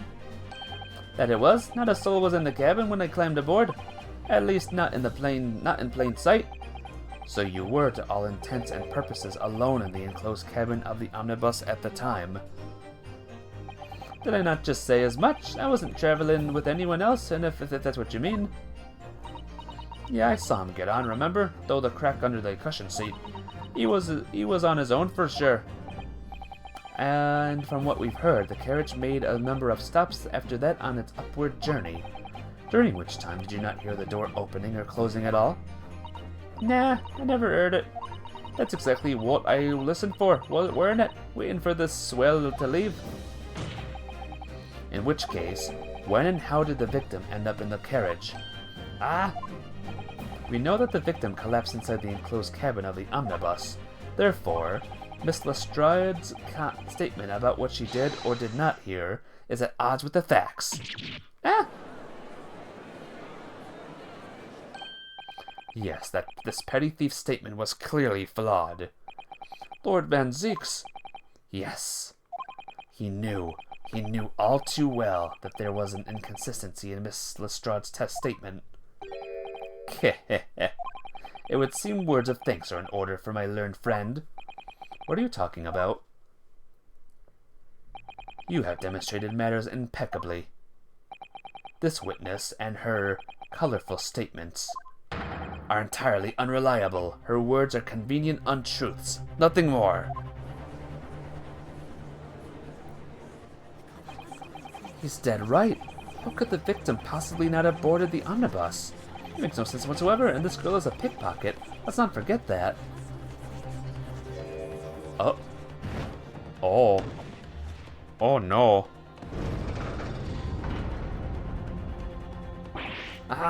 She didn't even say anything. I didn't want to judge the dear little mite just because she had some rather naughty ways.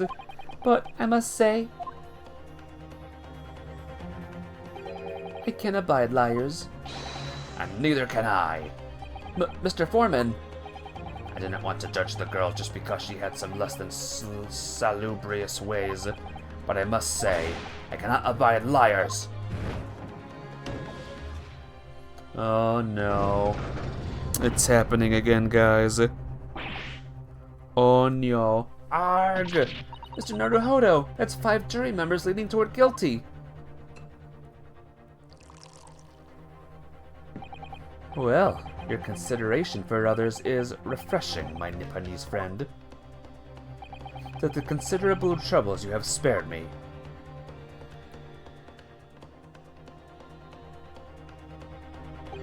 Yes, very refreshing. Arrgh! Garg, what are you playing at? Have you forgotten who you're working for, you useless Eastern Adaman? This is Carnage, it's perfect. Juror number 2 is the only one left. Mr. Naruhodo, this way this is going. I know, if we can't find some new way to convince everyone of Mr. McGilda's innocence, the judge will rule and we'll have lost. I very much wanted to believe the words of one of London's most respected gentlemen, but those of us in service know we must accept hard truths. Hold it!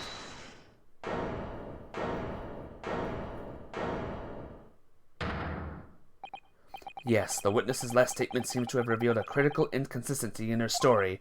However, if we consider the possibility that her statement is in fact the truth, it may shed an entirely new light on this whole case. And we're gonna see what that case is, or what that new light is next time. Oh, isn't this crazy, guys?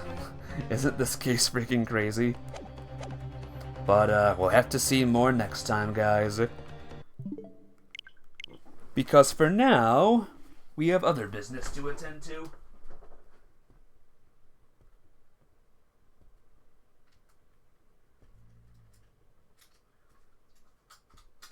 Give me a second, guys.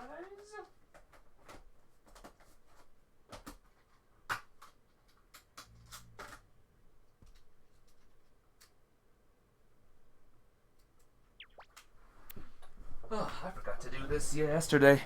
My bad. We're not done yet, Minim. We're not done just yet.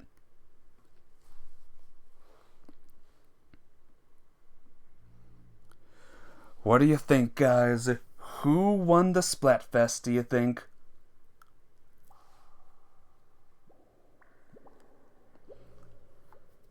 And don't worry, by the way, the case will be over next time. I do recommend getting here early for it, though. Like, early.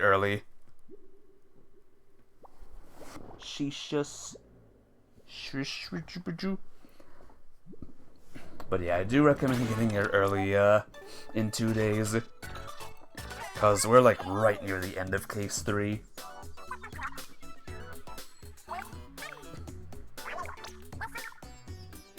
Splatoon 3 Ace Attorney, guys. Aye, breaking news hot off the press. What's gotten you all flustered? That's the Splatfest results get hype. You mean to tell me thrice? Yeah! Alright, here we go. First up, Splatfest sneak peek results to see what the most conch sales was. Ooh, well, they crushed it. Next up, which team got the most votes? Get on the bandwagon for. Aye, come on. Aye.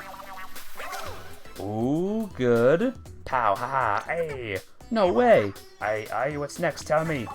Time for a clout check. Open Pro and Tricolor clout result incoming. All at once? Hold up, I need a moment to cool off before all this excitement. Aye. Good night, Minim. I'll see you tomorrow. Come on, Moon. Okay. Boom. Aye. Whew. Aye. Last but not least, the part you've been waiting for. Final results, right? Spell 'em! Listen up, it's going down. The overall Splatfest win goes to... I can't stand the suspense. Night.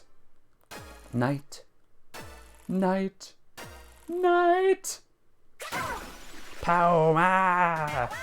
Aye, there's no time like nighttime. I'm playing this at nighttime. What a thing to wake up to. How? Did we oversleep? Aye, thanks Team Night. You held out no matter how dark it seemed. Team Morning showed up bright and early for all the good it did. Thanks to everyone on Team Afternoon for trying so hard on my behalf. Did Team Night ever sleep? It seemed like they were winning at every time of day. I liked it better when the thing they were so productive at wasn't destroying us. Aye, looking forward to our next music practice at being a night session. Oh, that does leave our afternoon free. I've been itching to go bowling like we used to, and I hit the lanes before practice. That sounds fantastic. I've been needing a bit more exercise lately. Oh, it would conflict with that new shark documentary I wanted to see. Why not do both? We have all day before night falls.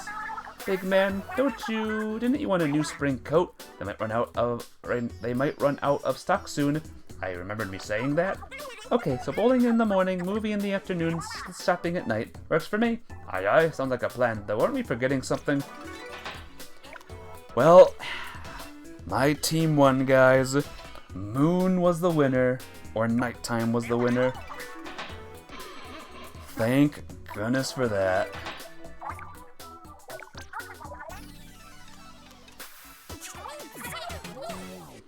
And with that, guys, I'm gonna call the stream here. I hope you all enjoyed. Like I said, be here early the next day for that's cute. Be here early next time I stream Ace Attorney, cause we are really close to the end, and for the big twist, the mega big twist. But yep, take care, guys. Hope you enjoyed Case 3. I know it was fun to play with you guys again. Bye, Blue Thunder. See you next time. And I'll see all of you next time as well. Be well. Be epic. Bye-bye.